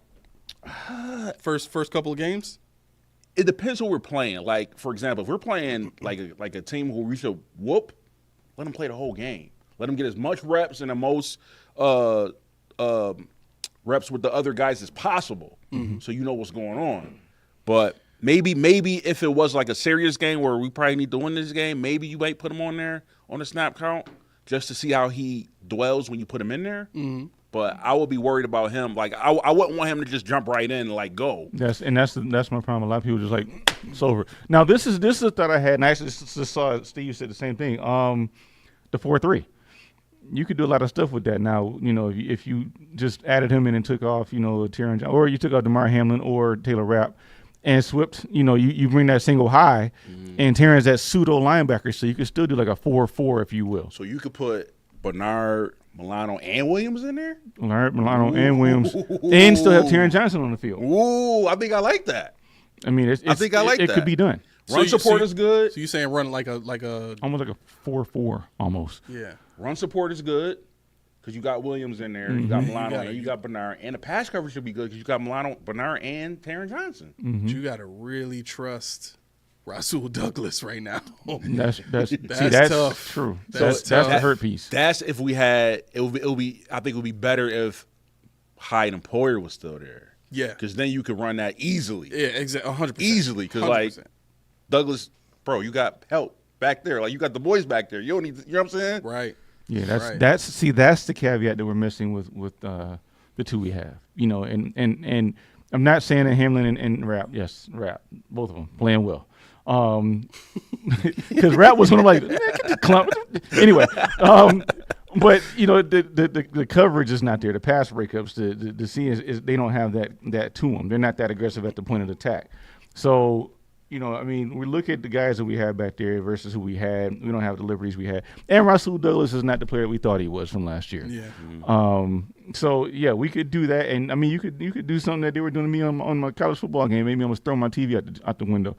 They were doubling up one of my wide receivers the whole time, and I couldn't do anything at all. Really? So if you put Taron Johnson over there on Rasul Douglas' side and kind of bracket it that way, you could do that. If we really trust Christian Benford, help him out on this side a little bit, shade over a little bit. It could be done. Yeah. Especially when you run a zone concept. Yeah. What do you really lose when Terran drops back? If he's dropping back and Taylor's coming over, you still got your cover two or whatever you want to run. Yeah. It just looks different. Yeah. Let's get a little silly and play around with this idea, because I do like this or whatever variation of this you want to do. I remember saying strongly, I really wanted to see Benford move to safety and see what he could do as that, roaming free safety that could also play man and all that stuff, right? Because I think his skill set would make him one of the best safeties in the league instantly. But Vu is saying move Terran to free safety. What do y'all think about that? Because with that, let me just set the stage real quick. So in my mind, when I read that, I think, okay, Terran goes to free safety. Whoever you want to keep as strong is fine. I don't care. You guys can choose that. Mm-hmm. But it allows you to play base 4-3, and you now have two linebackers that are strong in pass coverage. You've got your run defender there who has shown he can be manageable in pass coverage. Not great at all. How you said that. You stressed it. Yeah, I know. That razor thin. His lack of talent in that area. I'll say talent because he can develop skill in that area, but his lack of talent, natural talent in pass coverage, I think can be mitigated by all of the other great cover guys that will be on the field at that point in Milano, Bernard, and then you got Terran on the back end there. And then you got Benford still playing as your number one corner, and then Rasul Douglas probably wouldn't be, need to be relied on as much because you got Taron Johnson over him. You know what I'm saying? So I think to a larger degree, I think that might be a little bit of a better setup in terms of stopping the run more consistently and being a much better team against the run while still having Taron Johnson on the field as a playmaker. So now, would you, if we do that, are we still running the base nickel? No. So I think you could switch to a base 4-3 at that point. Mm-hmm. See, this is the thing. I kind of like it. The only thing that worries me is, do they put now because of what we did? Do teams now put their best wide receiver in the slot? Well, see, that's the great thing about that, because Terran can cover. That right. Yeah. You can still bring Terran down, play single high, and man. You know what I'm saying? You put your best corner, your best wide receiver in slot, and your secondary and third outside stretch the field. Does that still work? Because if he's focusing on this guy, who's focusing on the outside receivers if they go deep? So if they anytime you're playing cover 3, you that safety is going to have to choose. You know what I'm saying? That single high safety is going to have to choose. So the corners that we have are great in cover 3 to begin with. That they're great in cover 4, cover 3, and cover 2. That the way that they play defense, always being in zone, always reading the quarterback's eyes and stuff like that. It's an eyes defense. So just in general, the scheme that they use, I think would be fine, because ultimately I think Rapp is probably going to trust Benford more than he's going to trust Rasul Douglas. Mm-hmm. You know what I'm saying? Yep. And so in that equation, I think if you got Terran coming down to play man and you just run just a basic cover 3 out of that, you have two linebackers that have safety experience. So if one of them needs to drop, and you got Terran coming down to kind of play like because here's the other part of that too. The way the Bills play their zone, they play like a man, it's like a hybrid zone where they play man within their cone, and then they pass the guy off to the next zone. You know what I'm saying? So I think bringing Terran down to kind of play in that scheme and maybe dropping, Matt Milano or dropping Terrell Bernard, you know what I'm saying? Like, you have an opportunity to kind of play around and move pieces around, which I think would bring about this and I love the name of this defense. When the Packers won it with Aaron Rodgers, they had what they called an amoeba defense. Yep. Mm-hmm. You know what I'm saying? They had Charles Woodson playing all over the place. He played corner, he played nickel, he would rush, he would blitz, he played safety. Like, having so many interchangeable pieces, I think, would be a great benefit. I think next year that's going to be what they're building towards. Say it again. I think that's what they're building towards for next year. Oh, that would be great. I like Taron Johnson going to safety. I think that's a huge upgrade. The only thing that I'm fearful of is relying on my two linebackers to take care of the middle because I would rather have Cam Lewis play the nickel to Taron Johnson. So if you move Taron from the nickel to the safe, put him there because now I know he can play that. I don't know what the linebackers are going to do because I hate to say it, those big games, I still remember the Kelsey touchdown over Matt Milano. You know what I'm saying? Like, I'm not saying it's not going to work, but I think in those crunched games where we need that dub, I think I would trust more if he goes to the safety and you bring Cam Lewis. I like that. Cam Lewis is a bigger player, too. Let me ask you this, though. Everything you guys are talking about, it can be summed up in one phrase. All these different people you moving around, guess what? Only one person coming off the field, Damar Hamlin or Taylor Rapp. Do they mean that much to you in defense? No. Because Taron Johnson can play here, he play there, he play wherever you want. He's still on the field. Right. Matt Milano's still on the field. They're all still on the field. The only person that's not on the field, however you want to work it, is Taylor or Damar. So who are you more consistently keeping off the field in that scenario? I think it would be game specific. Yeah, I think it would be games because I mean, truth be told, I think Damar is better at his assignment. He's better at not letting crap happen. Okay. He's not as aggressive as Taylor, but he's going to be the one that's not going to let stuff happen back here. Right. Okay. And that goes into, like I said earlier, they're not aggressive at the point of attack, so you're not going to see them bat balls down, go snatch an interception. That's just not what either one of them does. Right. I have seen them rely on Damar Hamlin to cover people in man. I have seen it where he's dropped down in a single high and he's actually followed somebody across the line. And I haven't seen Taylor Rapp do that. I've seen Taylor Rapp more so be the enforcer. He's the one that tried to separate man from ball with the mushroom top. You know, you got to have that. Steve says Taron is too short for free safety.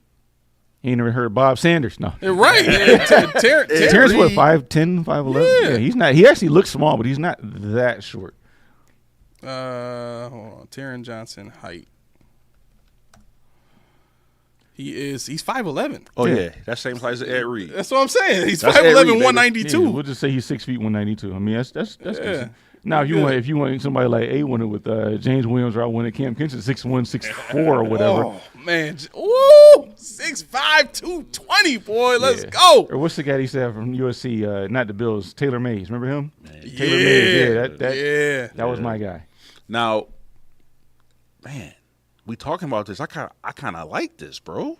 I would love to see like that. Move him there and put Cam Lewis in there. Boom. But the Easy. only thing is, we think it's a good idea, but how does Taron Johnson feel about playing safety and not nickel corner? See, I think he's elite at nickel corner. Will he be just as good in safety? It's what you asked him to do, because if you ask him to be in a single high look, he's pretty much a nickel corner anyway. Okay. So that's where my mind is. I'm not trying to go back to a base. I'm going to a 4-3 single high look. So that's why I say it's almost like a 4-4, because Terrence still lined up in that slot where he's a pseudo linebacker, if you will, safety. He's like that. Brian Scott we had way back when? Yep. That linebacker safety hybrid thing. That would be him. We might be on something on One Bills Drive. Man, right. They've been watching? listening to us the last few weeks. I'm telling you right now, if we see that happening, I'm taking ownership of it. It was because of the Podium podcast. That's why it happened. Yes. That's right. I'm taking ownership over it. I like So it. Jeff says, question, given Elam an opportunity is out? Yes. But not because we said so. Not because I said anybody in this room said so. So I still want him on the squad, but it don't put him on the 11. Right. You know what I'm saying? Yeah. It don't put him on the starting 11, but I still want him on the squad. Yeah. He's going to go somewhere. He's going to start next year. He's going to start I next believe year. that. Bro, I think honestly, he might go to the Giants. Honestly, he could probably start over Douglas. No, I know that, but they don't know that, and they won't. They won't do it. That's what I'm saying. He's going to go somewhere. He's going to start with Bro, can you imagine Douglas and Benford Elam and bro, That's how what we wanted. young they are? That's what I wanted from day one. That's what I wanted this year. I hoped that we would have that. We good for the next 6 years? Oh, yeah. We good. lockdown corners, possibly. 100%. But this is the thing. He's gonna go to the Giants. You said, right? I think so. He's gonna go to the Giants. Ball out, like, why didn't he do it in Buffalo? Because they ain't let him. Oh, Nobody let him. He's gonna do the MVS? Yeah. Bro, really? Ain't nobody want him to. Oh, They're gonna start calling him Elam Island. Boo said why. I don't know. All right. So, do we have anything left? I got one more. Okay, Take let's your go. time I got out. one more We on stuff. your go. I ain't got to go to work tonight. How do y'all feel about Danny Dimes being cut? That was weird. Bro, Yeah, weird. especially this is your starting quarterback who you're paying good money to. You just let him walk. Like, all right, you cut. Like, that's crazy to me. It does make you question, because I know there were a lot of people that were trying to defend Dayball, and I said this before because I think it was more true at the time. I think Dayball didn't want Daniel Jones. I think he was forced to keep Daniel Jones by the owner. Mm-hmm. This move brings about a little bit of confusion, though, because it's like, okay, well, if the owner wanted him, then why does the owner cut him a year later? After you paid him. Right. That, you know what I'm saying? Like, I think the only reason you do something like that is because you're ready to clear house. Yeah. To me, that says, all right, I wanted to keep this guy in house because I thought he had the traits that my head coach could use to make him great and make the team great. It's not working out. Dayball probably is losing the locker room at this point, because you got freaking Malik Neighbors. Malik Neighbors Bro, is calling him out, bro. like he said what did he say? He said it ain't the quarterback. Yeah. What's the difference between this He week said, and I don't last know. week? He It said ain't it the ain't the quarterback. quarterback. Right. He says the quarterback. It ain't the quarterback. They can say, what is it then? I don't know. Man, I don't know, but I know it ain't the quarterback. I know that. I mean, Dayball is done. Joe Shane is done. They're not gonna let him see another quarterback in New York. Yeah. I'm surprised they didn't start Drew Lock over Tommy DeVito. That was the surprising thing. It's like that. See, that's why I think this was an owner thing. Mm-hmm. You know what I'm saying? Because if the owner's coming down and saying, "Fellas, it's over. We ain't gonna make the playoffs." Oh, but we got Drew Lock. No, we ain't gonna make the playoffs. Okay, we not. I'm saying we're not making the playoffs. Yeah, where are the Giants right now? They're 2-9 and they're 4th in the NFC. But I mean, like, in terms of the draft, draft standings for next year. Let us take a. Well, I don't know that just yet, but I can. Do y'all think Wichita's career is over? Who's that? Danny Dimes? No, he'll be a backup somewhere. Yeah. I'm be honest with y'all. I can see Danny Dimes becoming the next Baker Mayfield and Sam Darnold on a different team. I agree with He's that. still don't get me wrong, he's not. He still needs work, but he could play. Right. I've seen him make enough great plays. He took the team to the second round of the playoffs, beating a very good Minnesota Vikings team. He could play, man. Yeah. Like I said, there's a couple things where I'm like, he need to calm down. He just need more coaching. Yeah. But I think he could be a Sam Darnold and Baker Mayfield on another team, man. Laura said Malik was pissed, popping his gum like a maniac. Yo, that gun was popping crazy. They got a number 2 pick right now. They got yeah. So you're looking at probably Cam Ward. Yeah. Man. I mean, everybody thinks Shador. Did you see the game? Did you see what happened to him against Kansas? The hit? Yeah. Bro, they went right at his legs, like, pow. Yep. He keeled over Shador Sanders. Yeah, but guys, this is the more alarming part. Who was back? Who had his back? I ain't see that. Nobody. Exactly. Nobody. For real? He's just like Russell Wilson's was in Denver. Do you At this blame point- Prime, though? No. Because, remember, so don't get me wrong, I love Prime. Mm-hmm. He's a phenomenal coach. I like him because he instills greatness in the young men. I like that. But he does play a little bit of favoritism with his son. Like, they play his songs, and, like, he kind of gave him that reign, like, yo, this is your team. Go ahead and do what you do. And he like, yo, Pop's my coach. Like, my last name is Sanders. You know what I'm saying? Do you think he got that a little bit like, No. Pop's the coach, that's what it is, I can do whatever? Or Well, that'd be on him. I wouldn't put that on Deion. I don't really care for Deion as a person, honestly. But you don't like Prime? no, I never really liked him at all. Nah. But in Better this, get with the program. huh? What'd you say? You better get with the program. Nah, I ain't never gonna get with Coach Prime, Coach Shiny Glasses. But no, I think when you have that situation, you have to go to another level of humble. You have to humble yourself even further. Yeah. You can't help that your dad is a coach, but you can help them playing your song. I don't want my song played. Right. I don't even do music. Right. Mm-hmm. I'm the first one in last one out, like everybody in Buffalo is. That door must be white as all outdoors. They walk in one line simultaneously, holding hands probably. But it's a mind state. If you listen to Shador talk, he is a bit of a head case. Is he? He's a head case. Yeah. I mean, you talking about I was talking to somebody, maybe it was you guys, I don't remember anymore, but there was an episode of a Tom Brady, I think it was Tom Brady's podcast, where Deion was on there, and Deion was like, yo, Tom, I need you to, he's like, what? Tell Shador he doesn't need a Rolls Royce truck. He's like, why does he need that? That's what Tom said. He's like, why does he need that? He's like, I don't know. I told him. He's like, Shador's like, I'm getting the truck. He's in the back. I'm getting the truck. He already has a cyber truck. He has something else that's expensive.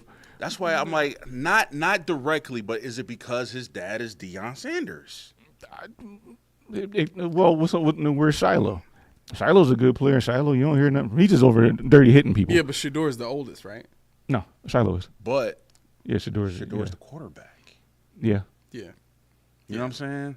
Yeah, but you're a quarterback at Colorado. Oh. Until they went there, it wasn't none of us up in there. So No, you know what though? That fits the sibling dynamic even more because the oldest is always the one being held responsible for things. So they're always the, quiet, more serious. You know what I'm saying? Yep, That middle child is the crazy one. Yep, and the youngest one always want to show out. Yeah.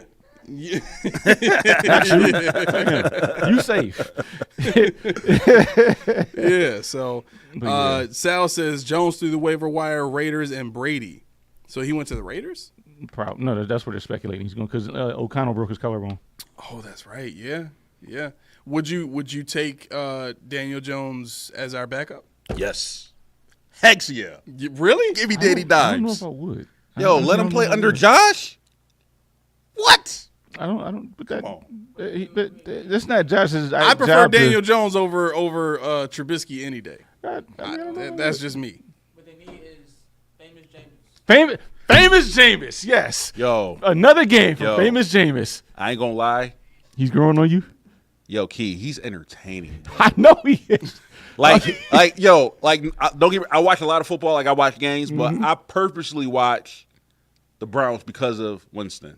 Like he just great.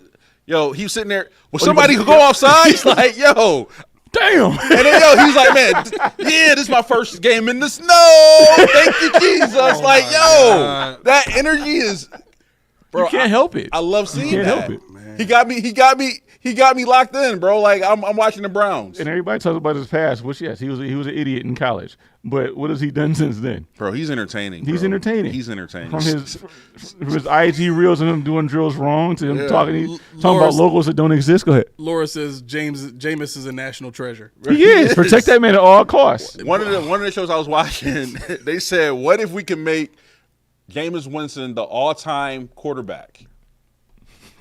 Make him play both sides and just play quarterback. He got to go against himself. Oh, I know you ain't that would be looking- so entertaining. Oh, I know you ain't looking over here. He said just the entertainment factor alone. It's crazy. You get him playing both artificial quarterback?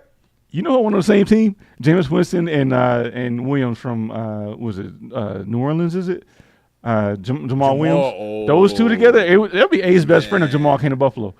That'd be your best friend. You want him on the show all the no. It'd be actually yeah, because he's all in the anime. Yeah. You know what dude said? Pokemon. Don't do that. He Don't got do the that. Naruto joint. Yeah, he's like first swag Kashkage. You're like, what does that mean? I had to look it up. Carl says, is it true whoever gets Daniel Jones gets him for $375K and then we'll get a compensatory pick if another team signs him next year? Yes, that is true. That's crazy. I mean, I almost want the Bills to take him just to keep, you know what I'm saying? Like, just sign him just for the pick. Jeff says, speaking of draft, tell Bean I don't mind if he sold our next 2 years first round picks for Myles Garrett because I'm not feeling his first round draft picks. Who's Beans first round? Beans. If Myles Garrett wasn't 30 next year, I'd be like, okay. Yeah. But yeah, 30. I don't think he'd be too first anyway. No, he's 28 this year. I think he's 29. He's 28. Yeah. Okay. Let me just confirm that. I was talking to my friend, man.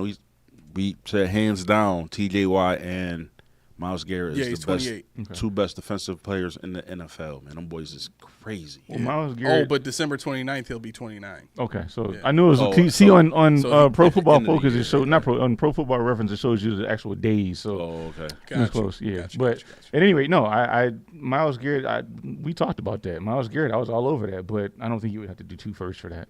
I don't think so. Okay. One would do it. One and some other stuff. And now, I feel like we need some Chicago Bulls. Ding, ding, ding. Ding. You know, At guard. Ding, ding. I mean, I know where you're going with this, and I think everybody that's like a thumbnail knows all your answers. So what's the point? No, what knows all my answers? Those are his what? answers? Everything, Josh Allen. Anyway, No. it's not possible. I know. No, he don't smile. He just. Oh, yeah, it's all the thumb. No, that's just to show like he's attending the award ceremony. That's all, you know. His fit is hot, Right. though. I like his fit. Yeah, his fit is hot. He looks smooth. He looks smooth in the joint. Real quick, Steve says after. That's a large assumption. Steve says after Von is cut, could we trade Rousseau and a pick for Garrett? What you think? I mean, Would they go for it? we talked about this a little bit. We did. Trade Russo to the Browns for Garrett with a pick. Yeah. I mean, probably. They probably would go for it. It wouldn't be a high pick at all. It'd probably be like, you know what I'm saying? 'Cause I'm getting like a third? no. I'd probably give him a fifth. Yeah. I don't know if they take a fifth. They be like, I hear it ringing. A fifth, but I mean, you're getting like right now. Rousseau is number 2 in pressure He's a in young the NFL. up and coming. Or I'm sorry, no, rusher. run defense. He's a young up and coming. Like, don't get me wrong, he's not elite level like Garrett is, but he's younger and he's up and coming. Right, and that's why I think okay, you got a young up and coming dude, and you will give him a high pick for a 29-year-old Myles Garrett. This sounds like like if you give him a high pick, it's like the Von thing all over again. You know, you mortgaged everything for a guy that's up there in years. Yep. And that's my thing. You know, a guy that's up there in years is tough. But I don't want the young guy on the team next year either. But it's just our luck. He comes in, he balls out, and he gets hurt. Right, Well, what do you mean a young guy? Who's a young guy? Rousseau. Oh, I'm ready to move on from I'm that not. experiment. See, I if there's a number just fair for us and fair for him, let me get him Both back. sides. Like sides. the thing about Rousseau is you have to have an elite pass rusher across from him. Yeah. Because, like you said, he's number 2 in what was it? What was the stat you said? Number 2 in. He's number 2 in against the run. He's number 2. Number 2 against the run. But if you extrapolate that onto pass rushes, he's actually not a bad pressure guy. I think he's like top 3 in the league in pressures. Yeah. He's 7th in knockdowns. Where he falls short is sacks. But if you got that elite guy on the other side, guess what? I pushed him right into you every time. You're going to have 10 to 12, 13 sacks because I pushed him your way. So here's a thought we haven't considered, and then I want to get to the awards. Mm-hmm. Should the Bills really seriously consider trading for Max Crosby in the offseason? Tommy Dermott would never do it. He would never do go it? for that. Never go for it. Max Crosby's too much of a personality. But he a beast. I know that. I but mean, he they would traded never for do it. Stephon Diggs. Yeah, but Max Crosby is on a different level.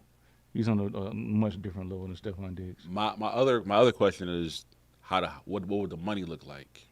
That too. 'Cause he Well, gets paid you'd a have to lot. pay him, He gets yeah. paid. He's already got, I think, 30 But I million or something mean, like that. he's younger than 28.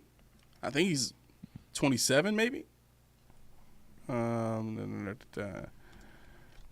And the boy got swag, man. He's 27. He got swag Yeah, too. he also He just was turned 27. caught on TV smoking weed in a post game. Yeah, That's who we need. We need somebody to shake That's things what I'm up. saying. McDermott, Because here's the other thing too. His passion is on the level with the J.J. Watt, and the smoking weed and all that. But Von Miller's got domestic violence stuff. We got other players on the team that have stuff going on right now. You know what I'm saying? So I think it's more so. Does he fit the locker room? Because I think we're at the point where culture means. Does he fit with the other guys? Which is where I say you no. You don't think he fits with the other guys? I think which I would love him.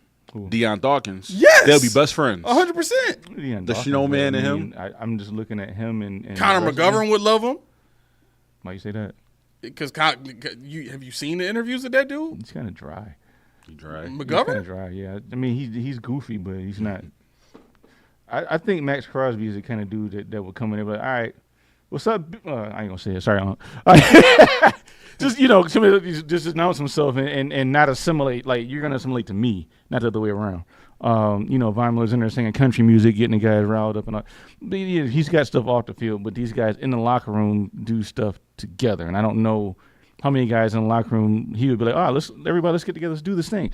I just see him being that flashy dude. I'm on the field and let my play speak for itself. I forgot we was talking to the traditionalists. Bro, how do you feel about Max No, Crosby? but the thing is, I'm talking about as a McDermott guy. I'm not talking for me. Yeah. I wouldn't have a locker room like this, period. I get it. But you know that. If Javon, like, this is the thing. If Javon Solomon is on the team, Javon Solomon, like, they picked him. Right.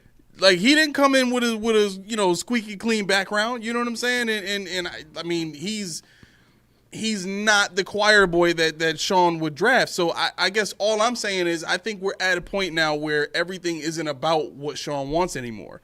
I think there are going to be some players that get past the goal line that don't fit that choir boy mold, and Max Crosby happens to fit a very big hole that the Bills are going to need next year, which is they need an elite pass rusher. Like you said, even if they do sign Rousseau, they're going to need another guy on the other end to make Rousseau work. Then you won't be able to afford Max Crosby. Listen, too much. The cap is fluid, as Bean likes to say. $28 million against the cap next year. The cap is fluid, as Bean likes to say. The cap, Bean is a liar because he told you this year we ain't got no money. So if it's fluid, why you ain't got no money, Beanhead? Why is there no money, Beanhead? Oh my I can't move nobody else around. The well has run dry. I've restructured all I can restructure. We looked at the numbers, but no, I mean honestly, when I'm talking like this, I gotta be like you. This is the way I had to put myself in the actual factual. Had it been me, I would not have a Keon Coleman. I'd have somebody else. I wouldn't have a Amari Cooper. I wouldn't have all these old retread dudes. I wouldn't have Von Millers. I would have gone and found my own Von Miller. They were out there, but they didn't go find them. That's what I would have tasked my scout team, my GM, and all those guys to do. But instead, they do this. So in saying they do this, they went and got Amari Cooper, who James Cook. They asked James Cook, "You don't talk a lot, do you?" Like, no, I don't really. He's like, they say you smiling more. He's like, yeah, I try. They said, so who's the quietest guy now? You're like, honestly, it's probably Coop. James Cook said Coop is the quietest dude in the locker room. Cook himself, you're number 2. But the thing is, like, that's what they like. Whether Von did what he did off the field or didn't. I mean, it was never founded. He didn't go to jail. It's a felony in Texas, so he's not in jail. So it was unfounded. But the thing is, in bringing guys in, are you going to bring guys in with these checkered paths that are widespread and they do stuff and they get part? I think he gets caught a lot with his pants down. In essence, yeah. Where he's like, "Oh, I thought this guy was different, but I gave him this contract. It's not quite what I thought." Yeah.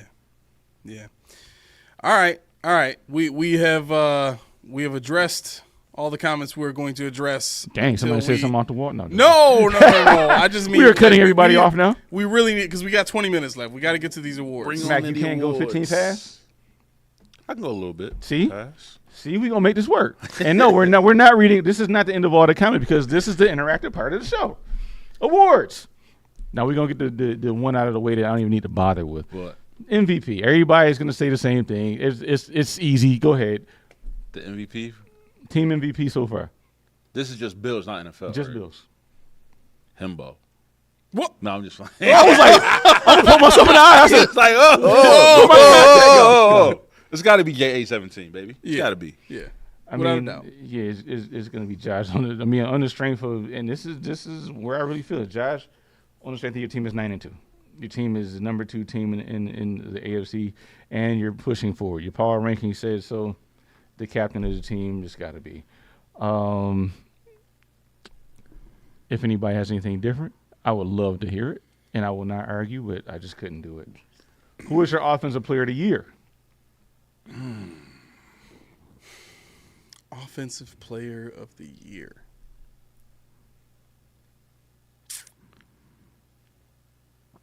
Chad, what you think? Offensive player of the year, what you got? It's a toss-up for me. Okay, toss them up. You can have honorable mentions. That's fine.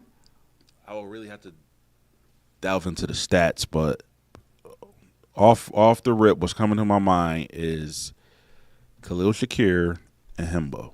Yeah, I would say Shakir more than Cook. He refuses. I think Cook got more tutties, Oh yeah. But I think the overall body of work that Khalil put up is good. Yeah. Because here's another thing. Yeah. I kind of expected Cook was that dude last year. He had almost the highest average per carry last year. Mm-hmm. Shakir had the potential, but he never had like the breakout. Mm-hmm. He still hasn't really broken out to be like the number one guy because of the way our offense is set up, the everybody eats mentality. Yeah. But every time you can count on him. Every time Josh go to him, he makes a play every time. Mm-hmm. I'm saying Shakir because I've seen what the offense looks like with him off the field, and it ain't pretty. I've seen what the offense looks like without Cook on the field, and it's not as good, but it's all right. Because you got Davis. He's right. Yeah. So for me, I got to give it to Shakir. Okay, so I said Shakir as well. Now this is why. If it's not, then who the hell is it? You got to look at the stats. Damn. That's what I said. It's him because he got a lot of touchdowns. Well, Shakir leads the team in receptions. Shakir's got the highest catch percentage, one of the highest in the league in the NFL. Yeah. Now, if you want to give Josh the MVP, you have to give it to Shakir because guess what? Shakir has the lowest average depth of target on the team outside of running backs. Wow. At 4 yards at average depth, that's one of the lowest in the league.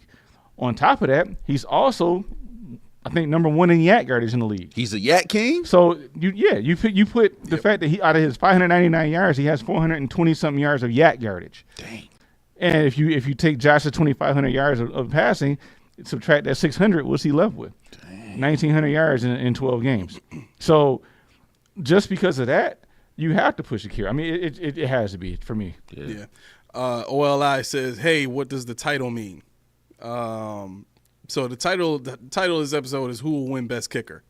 Who will win Best Kicker? That was kind of a shot at Tyler Bass, but I like to throw a little sarcasm in these titles from time to time.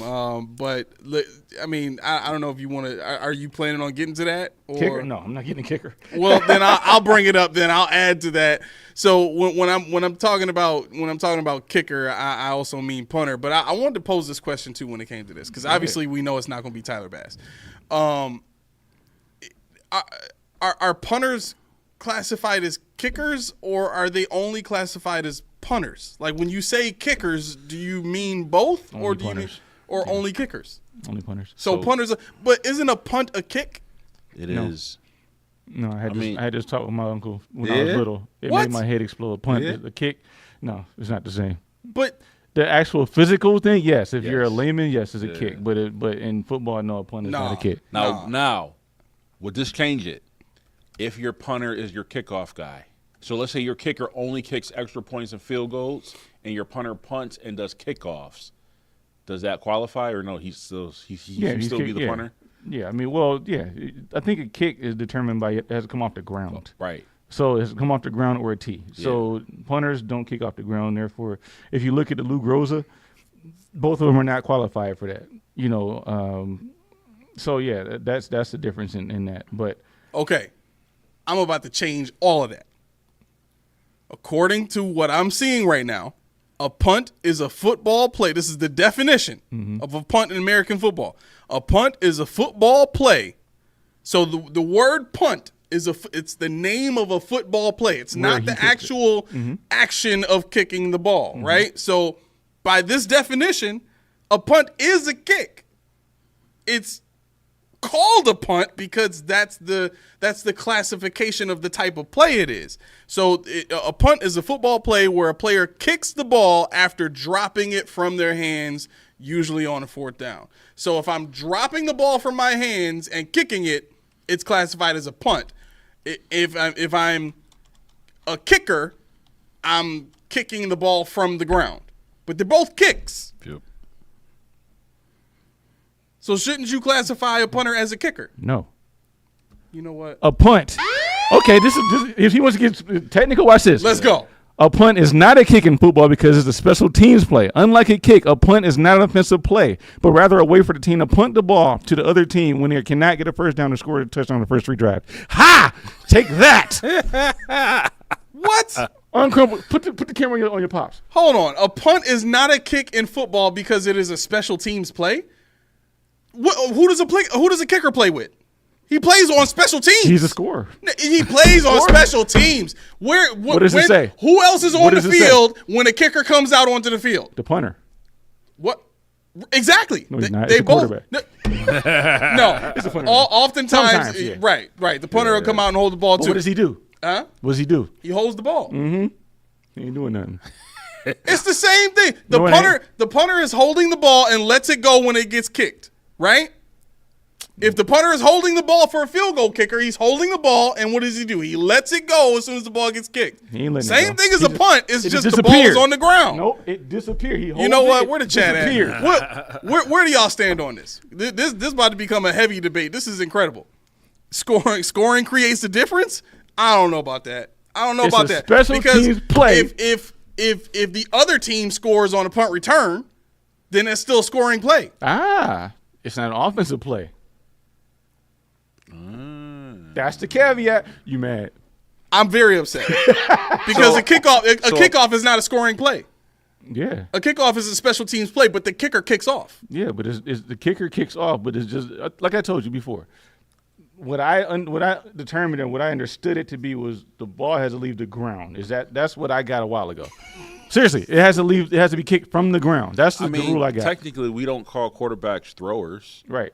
They're quarterbacks. That's true. You know what I'm saying? That's true. I mean, because a quarterback could throw the ball, a running back could throw the ball, a wide receiver could throw the ball. That's true. It's just the only people who kicks the ball in football is the punters and the kickers. That's Right. it. Right. Yeah, we don't call our receivers. We call them pass catchers and as well.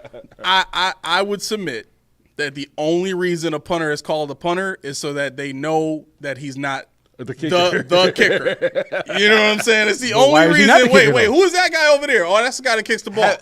But that guy's kicking the ball.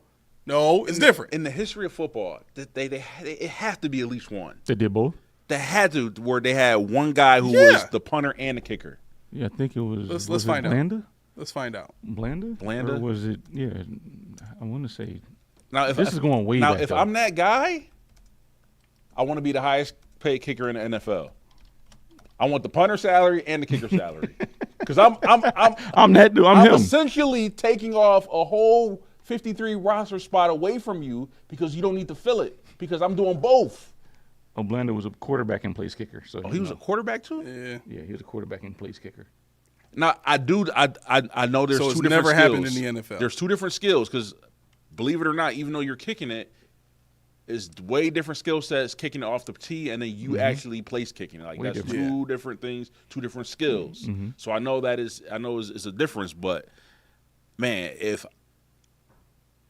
I was smart, I would have did that.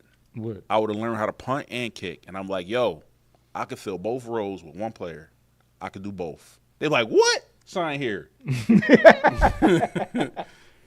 Yeah. Everything I'm seeing here says there's never been a player in the NFL that's been a kicker and a punter at the same time. Yeah, I mean, I'm sure they've done it before, but it's never been like an assigned person that does it both. You know, They like, ha, Right. our specialty, you can't do it. Everybody just can't do it. And I think It's a that also specialty. makes a difference in punter and kicking and punting wise different too because it's a specialized thing that everybody can't do or doesn't do well. Yeah. Yeah. Matt Barkley punted 53 yards. Oh, I remember that. It was the pooch kick, or not pooch. What do you Now, call it? was it like an arrow? Did it like roll It to get rolled. the 53? Oh, It didn't roll off 53. He probably got about but- 30. Oh, okay. In a roll. okay. Yeah. All right. Nathan says a punter handles the ball, a kicker does not. All right. That's Okay. right. Oh, that's true. He never really. That's the difference. He Yeah. never touches the ball with his hands. He's a Okay, soccer player, I'll accept basically. that. He's a soccer player. Now, if you had said something like that, I'd have been like, all right, but Well, you that's didn't not say the that. official It took Nathan backing you up. You hear what he said? You hear what he said? School him too. I remember saying, I was like, I'm trying to learn football. I'm like, so he's kicking the ball? No. I'm like, Speaking of these technical Yeah. jargons, I just found something out. Remember when like I first got on the show, I'm like, yo, the rules kind of don't make sense because what's the difference between if I'm clocking the ball or if it's intentional grounding? I found out intentional grounding, you can't move your back leg. So when they snap, if they move their back leg, if they make a step, it's intentional grounding. What? That's why when they get it, they have to right away. stand still and throw it straight down.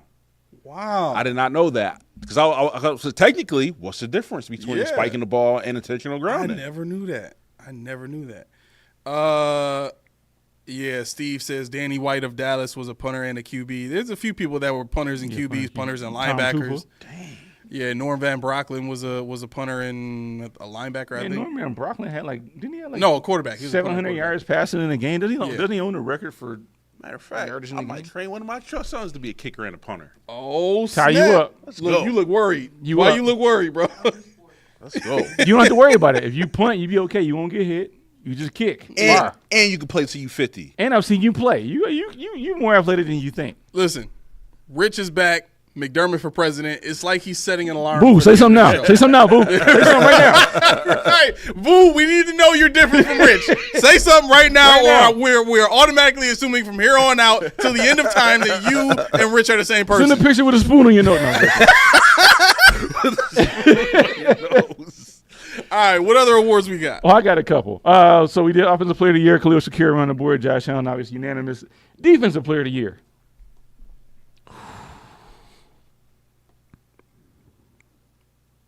I'm going to say Terrell Bernard. Okay. I'm gonna go Christian Benford. I like both. I could take that. Yeah, I agree. Terrell Bernard. yeah. The reason why I go Bernard, he's a heart and soul of the defense. I mean, he really is. When you need a stop, 43 is always there. He's always there. Like every time you turn around, he's coming up with something different. He's second most on the team in blitzes, third in tackles, second in pressures amongst no non-defensive linemen. He's in a 5-way tie for first with 2 interceptions on the team.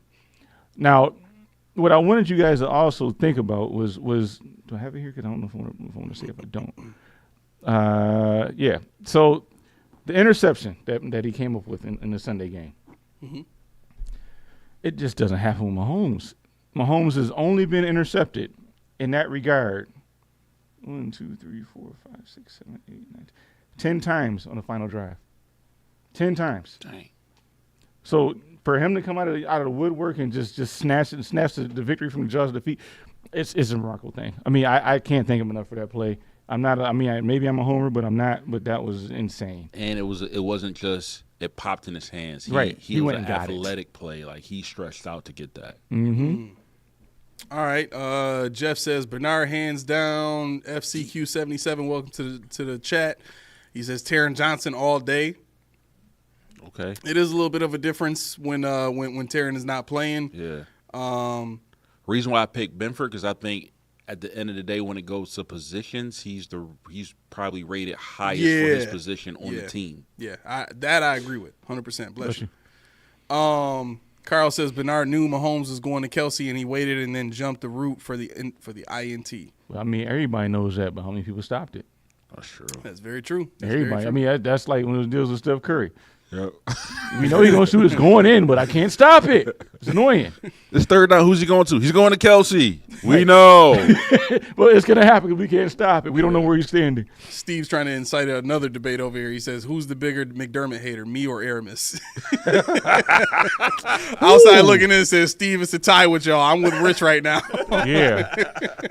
Ooh, yeah, that's tough. That is a tough That's one. a tough That's one. a very, yeah. If I didn't sit here doing the show, I swear you were typing. I was like, first time Steve said, like, are you typing? I remember saying it. I was like, it sounds verbatim what you would just say. Yeah. Oh man. It like when Steve first started commenting on the show, he just was speaking to my soul the whole time. It was like you guys off are the season. same. You know what I'm saying? We still had yet to see anything good from Sean. So I was going hard at him. I was You going guys hard at are him. the same. FCQ says no lie though. Taylor Tapp been going off too. Nathan says defensive player of the year so far is Dorian. What y'all think about that? I would not, only because he's a number one defensive. He's leading the team in tackles, but he's an absolute liability in pass. I think he played a lot better than what I expected him to play. Mm-hmm. Like I expected him to, for that reason alone, I felt like he was going to kill us and be a liability in our defense, and he's really not. Don't get me wrong; he's still not a great coverage guy, but it hasn't killed us. So, okay. Is that all the awards? No. Oh, okay. Next award, Rookie of the Year. Rookie of the year.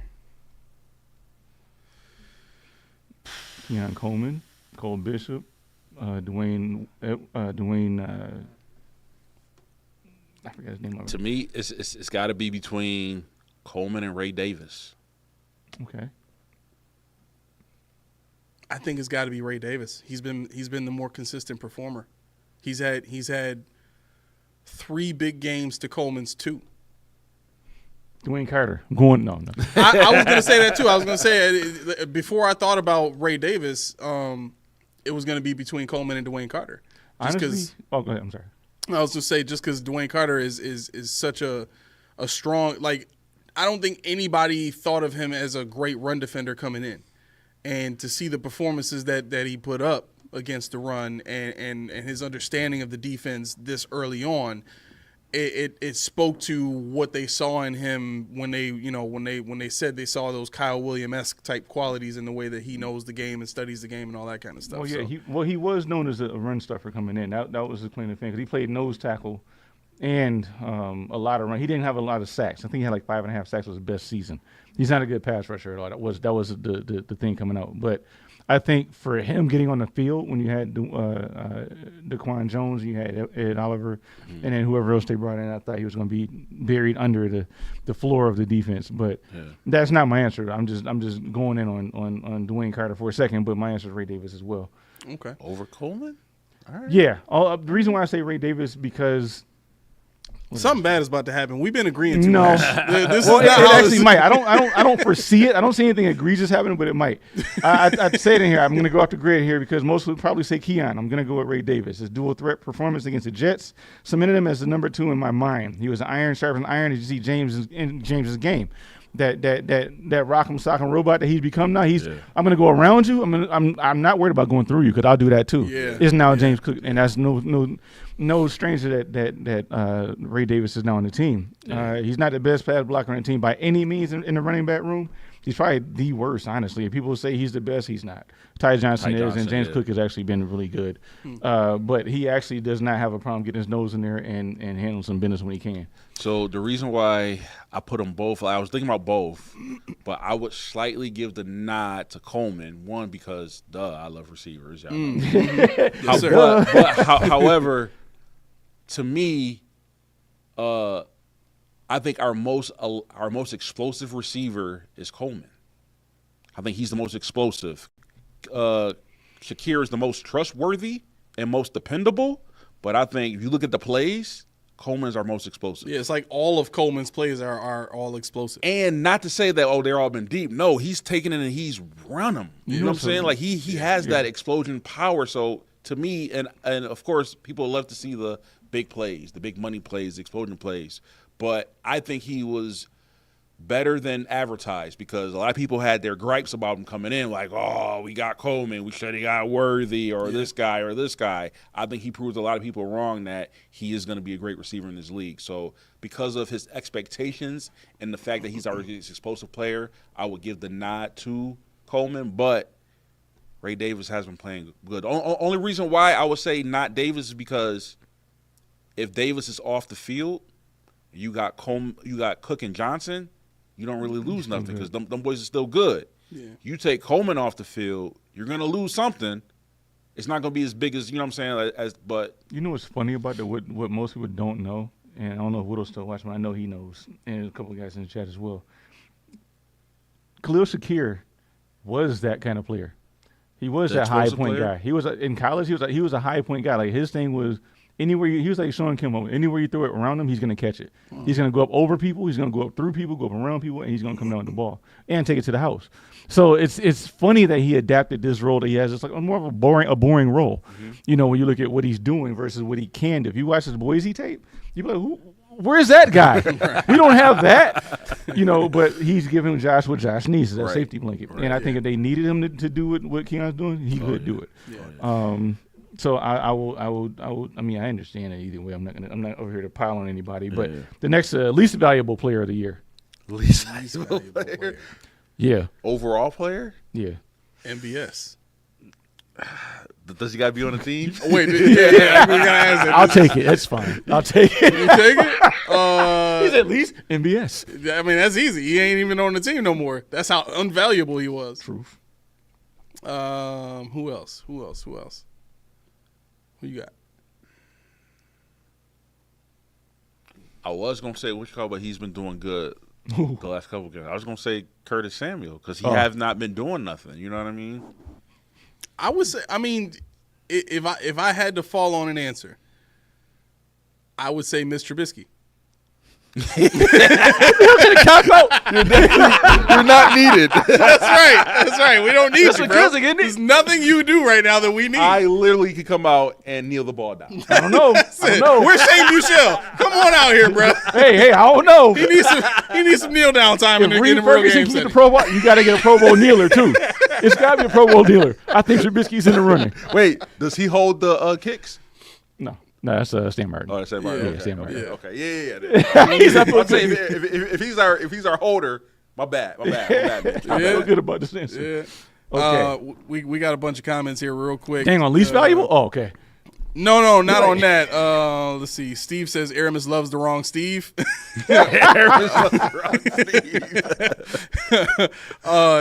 Jeff had a question actually. He says, when Matt Milano comes back, do we have the best linebackers in the best linebacking core? He means in the league. On paper, yes. On paper, but that goes. Let's fall back into what I said earlier when we talked about it. I have to, like you said, I have to see them because the name. Yeah.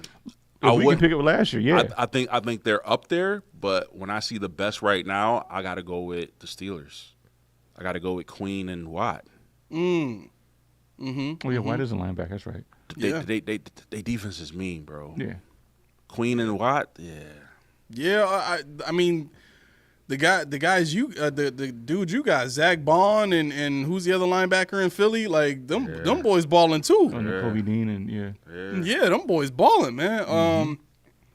Let me see. Carl says Rookie of the Year could be Brandon Codrington because we had no one and he has filled punt, kickoff returner, and done damn well. Yeah, Key.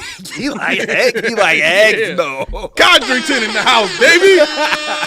I was actually thinking on the way here because I knew something like the Rookie of the Year or whatever. I was thinking like, man, Codrington has really been like a beam of light for this team this season when we absolutely needed it. A breath of fresh air, Keyshawn. Yeah.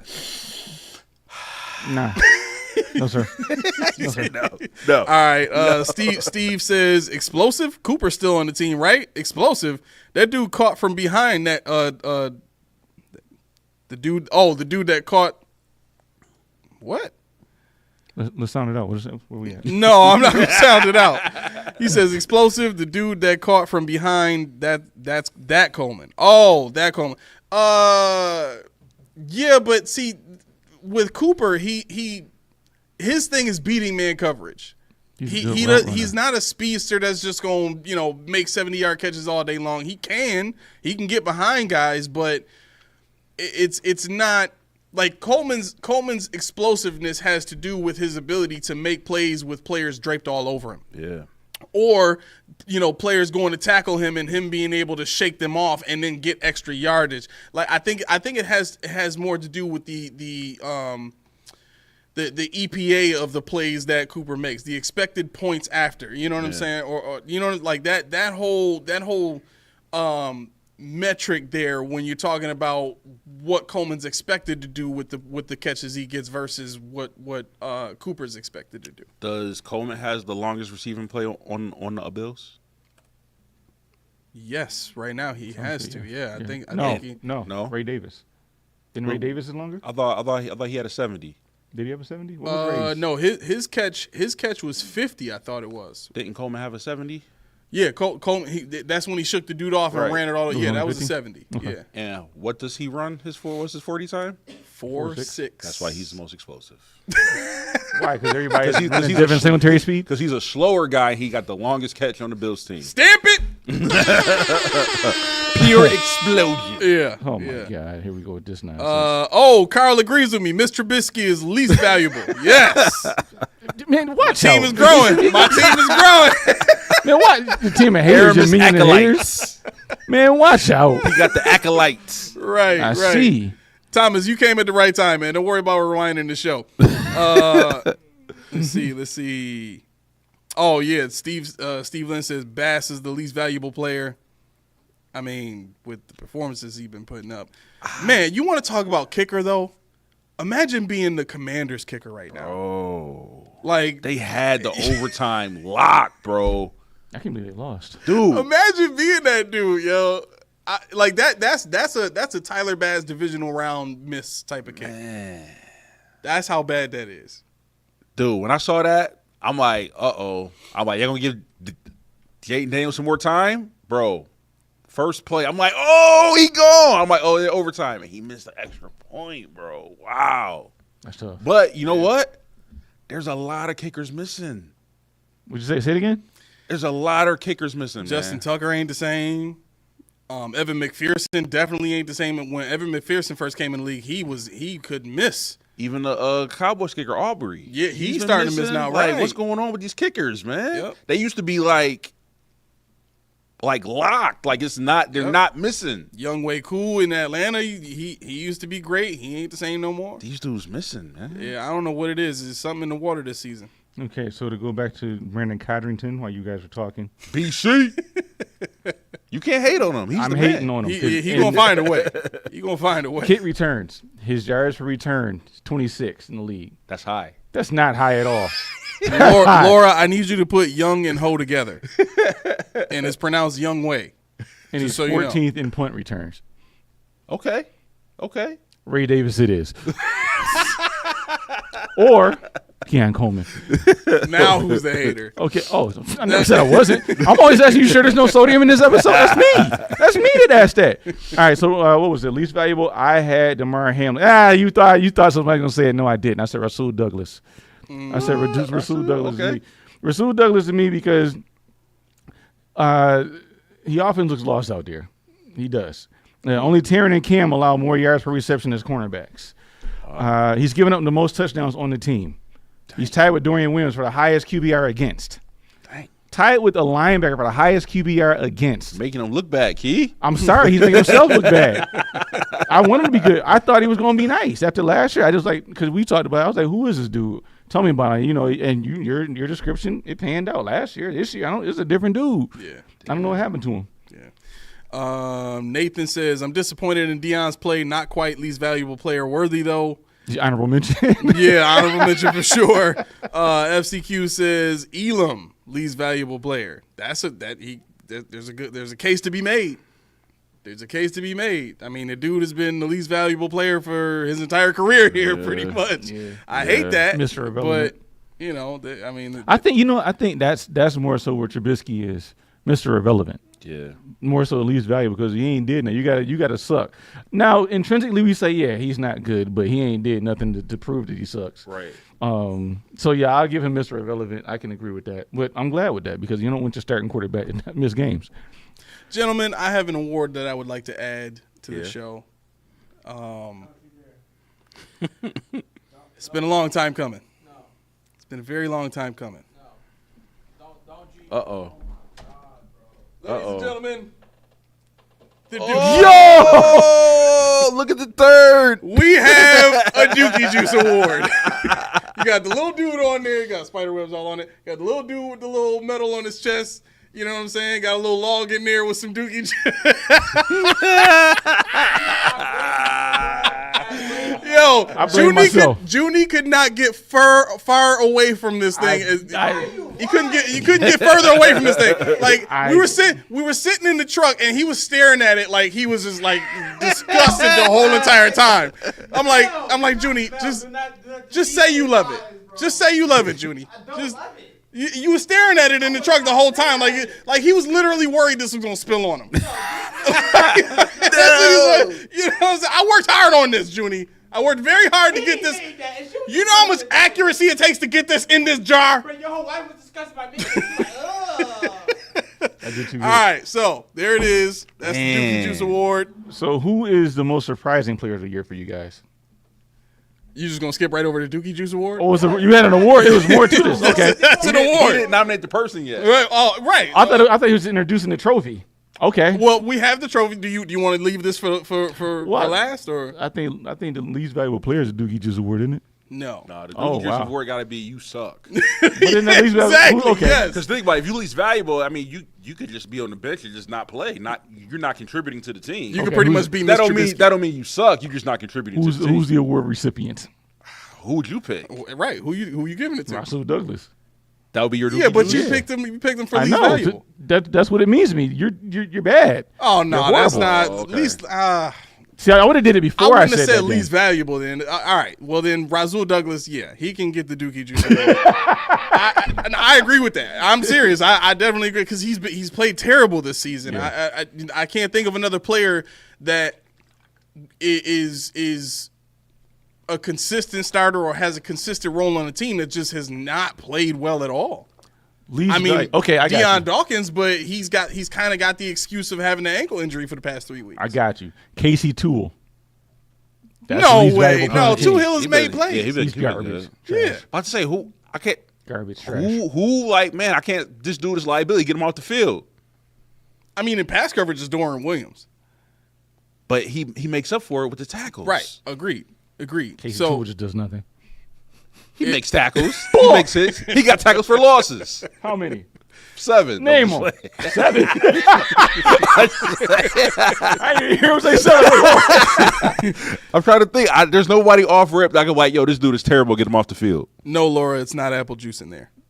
I hope it's pickle juice. We'll just leave it at that. It's The only not person, Williams. the only person who I would have said is T. Bass, but he made that 61 yarder, so he's That's tough. Yeah. he's out of he's out of the pool for that. He hit the game winner, clutch. I can't think of anybody past Rasul Douglas. I'm serious. No, I that's it. can't. You know what I'm saying? I mean, Would you say Rapp and Hamlin has been playing better than Douglas? Yes. yeah, Yes. yeah, man, yeah, because For they guys that are not haven't cover given up any guys, big their, plays. their QBRs are like Yeah. way lower. than Everybody on the Douglas. defensive line? Yeah. Oliver. Yeah. Oliver definitely. has not been the same Oliver. Oliver's been impactful, and like we talked about that. He last has show. been impactful. Yeah, like we talked about last show. Okay. He doesn't. He's like Russo. He doesn't have the Yeah, stats, I but just- he's a force player. I mean, Right. the thing he's not going to show up in the stat box. And if you watch him play, he's outplaying Daquan Jones. If you want to say somebody on the line, Oh, it's you gotta can be say Daquan Daquan Jones. Yeah, I really haven't noticed Daquan Jones at all. I kind of want the comments. Who do y'all think is the worst player that should get the Dookie Juice award? Who like, you just wins? sucks. That's right. Who And that wins you need to Dookie be off Juice the field. That you're a liability to the team. What? Why? Why are y'all so uncomfortable Why are y'all with this scared law? of the Dookie Juice award? Put it down. Put it away. Yo, you know that looks like? Remember Caddyshack? I was thinking Living Color. When they put the payday in the pool and Bill Murray he bites it at the end, they're like, no. That's what Junie's thinking. He's thinking about what this tastes like. But yo, now that I think about it though, it is like Damon Wayans with the what role does he play when he's Antoine Merriweather. Antoine? Yeah, Antoine. Berry. Mm-hmm. but he's the homeless dude. Oh yeah, that's right. That's Hold right. this for me right here. Right. So yeah, so the most surprising player of the year though. Most surprising, Yeah. Surprising. I gotta go with DeMar Hamlin. I didn't think he was gonna play as well as he's been playing. Like I know Keaton said a lot of people poo-poo on him, but he's actually been playing pretty decent. I mean, the way they were talking about him in camp, I actually expected him to be better. Did you? Yeah, but I mean, he's right at about where I thought he was, just as a whole. You know what I mean? Like not a great player, not a playmaker, just a consistent dude that Sean trusts, and now he's gotten his chance, and I think he's done well with it, in terms of not getting destroyed. But I would say Carter too.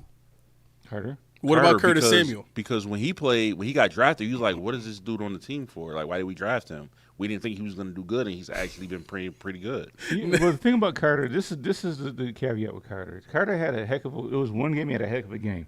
Then the next game he went complete opposite. And the thing is, people remember that game where he was a standout and he was cracking heads. People remember all that. And I think that looms over people now when they look at him. This is what he brings. But if you look at the last game, he was nowhere to be found in any run protection at all. He was getting bodied right off the line. Yeah. So if you go back and watch it, like So you on hate a Dwayne Carter game-to-game. too? Got it. Okay. I'm not hating on Carter, but I mean, I just want people to watch him in a game by game basis. We've seen what he can do, but we got to keep sight of what he's actually been doing. Nathan says, "Put it away. No one on this Bills team deserves that mess." Wow. Yeah. Sweat, it is going to be a weekly award. That's what it was supposed to be when we originally thought up the Dookie Juice Award. It's going to be a weekly thing, so we will be calling that out every week. Steve says, what about AJ? For least valuable? Or most surprising? Let me see. I'm thinking it's most surprising. If not, no, it might be Dookie Juice. I would put AJ up in this as not least valuable. But he's out there. What? Yeah, he's just out there. He's what? A sack behind Rousseau, who's the best pass rusher on your team? Or I'm sorry, the best defensive end on your team right now. And he had that huge pass deflection against Mahomes. That's what I'm saying. He's done that in a couple of games. You just don't like Epinesa, bro. He's got the numbers. He's got 4.5 sacks. He does not have the numbers as Rousseau has, and is a sack behind the dude. How what do does you it say about explain that? Rousseau? Huh? What does it say about Rousseau? What have I been saying since Rousseau's been here? He is not going to get you a lot of sacks. I've been saying Then this. why is he being dependent on the way he is? What did you say? He's the second best run defender in the league. That's what a left tackle does. Now you got to get the guy on the opposite side, which is supposed to be Epinesa. So what I'm saying is, if Rousseau has all this value because he's the second best run defender in the league and he's up there in pressures and all that kind of stuff, AJ Epinesa has got good numbers too. Like, he ain't a slouch. Prove to me. You look at the numbers, you figure it out. AJ Epinesa, I'm telling you, he's not a. If the guy is getting a third of the playing time that Rousseau is getting, and his numbers are not significantly worse than Rousseau's, then that says a lot about Rousseau. What numbers are you looking at? Huh? What numbers are you looking at? You tell me. You the numbers dude. I mean, well, I'm looking at. I got like sacks. 5. Well, I'm you looking can't at. use that one. Yeah, because use that, you lost anyway. Not you. Not you. How? I don't understand Because how that's 5.5 sacks is not what we're talking about. If that by that metric, Rousseau sucks. By 5.5 sacks, he sucks. Right. So I mean, Epinesa, you have less than that, and you're supposed to be the pass rusher. Rousseau's not supposed to be the pass rusher. It's supposed to be Epinesa. Okay. I mean, I've only ever known of elite defensive ends to be guys that get sacks. No. Left tackles traditionally were the run stuffers that were lauded in run stuffing. That was the biggest deal back in the day.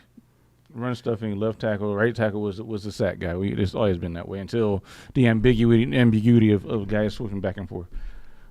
Right, and Rousseau does get moved around.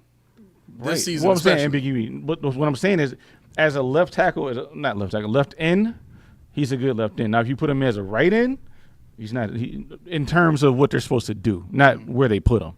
See, he's not a bendy speed guy. That's what the right end's supposed to be. Aaron Schobel wasn't a bendy speed guy. And I really loved Aaron Schobel, didn't I? Well, no, I loved Aaron Schobel. I know you did, and I did not. See, that's the difference. Like, I respected the hell out of Aaron Schobel. I don't respect Rousseau. I mean, I think he's a very athletic dude, but I had like the plays that I've seen Epinesa make have been heady plays. You know what I'm saying? Like batting the passes down. Like your head gotta really be in the game at that point to know that stuff is coming and position yourself in a spot where you can make that play. I've only seen Rousseau make plays with using his athleticism. You know what I'm saying? Not plays where he has to think the game in that way. I think that's to me what separates Epinesa from Rousseau is Epinesa's got a little bit of playing time, almost as many sacks as Rousseau has, and I've seen Epinesa make heady plays in the game where I've only noticed, Rousseau getting pressure from time to time. And pressure is cool, but you know who pressure doesn't affect? Mahomes. Most of the time, pressure does not affect that dude. Most of the time, pressure does not affect Joe Burrow. You know what affects those guys? Sacks. That's what affects them. You show those guys that you can get past their offensive line, now you're in their head. Rousseau don't do that. He pushes guys into the quarterback, or he clogs up the lane, or pushes the pocket just a little bit. Like, truth be told, that series in the third quarter against the Chiefs, where was the pressure? Because I'm telling you right now, the reason that drive happened the way that it happened wasn't because the pass rush wasn't consistent. The pass rush was consistent all game long. The reason that drive happened is because we stopped pressing the receivers. So for me, it's not. I can't really look at anybody on this team not named Javon Solomon, who showed any kind of real pass rush ability. And I'm including AJ Epinesa in that conversation, but for Rousseau to be getting all of these accolades and stuff like that, and you got a guy in Epinesa who just got his second contract and really still to this day hasn't gotten a real opportunity, and Greg Rousseau's just been gifted the job since day one. Like, I don't get that. It doesn't make sense to me. FCQ says, give the Dookie juice to Von. No. No? No. Why not? No, you're not giving the Dookie juice the word to Von. Von is no. I mean, that's another one of those stat watchers. If you watch the stats, yes, he's not been good. But if you watch what his impact is on the outside, the hurrying of the play, that's all Von. Von is playing out of his skull right now. So no, I can't do that. Okay. Steve Lynn says, what numbers? You mean in one game? AJ and Rousseau, top 2 most overrated starters on a contender. Carl says, DeMar Hamlin is the 2024 version of Levi Wallace. I might have to agree with that. Wallace was solid and played very well in McDermott's system and always retained the CB job. Hamlin won the job over Bishop and Edwards and stays on the field. I don't know if winning the job over Hamlin and Edwards Bishop and Edwards is really, anything to write home about, but that's just me. Melsky, is this you? What? Melsky? No? Oh, okay. He ain't touching his phone. Melsky, welcome to the chat. He says Groot and AJ both mid. Yeah, I'm not saying, AJ is any kind of special player. I think my frustration is just, the attention and the accolades that Rousseau gets for being this, elite defender, and they find all of these ancillary numbers to prop him up and say, well, he gets pressure and pressure is important, and he's great against the run. It's like, the dudes that we remember in history books is Michael Strahan, is Bruce Smith, is Reggie White, dudes that get sacks, dudes that are terrorists. It's the number one reason why everybody and their mama is saying go get Myles Garrett right now, because he's a terror. You have to triple team the dude to get him to not affect your game plan. Groot is not that dude. Neither is AJ Epinesa. And AJ Epinesa got a second contract from us, and we sitting here talking about Rousseau as some valuable player that we got to worry about losing. I honestly, AJ Epinesa's under contract next year. Let Groot go and just put Epinesa in the game is probably the same outcome. Okay. Your eyes got real big when I said that, bro. Let's see. We got that most improved player.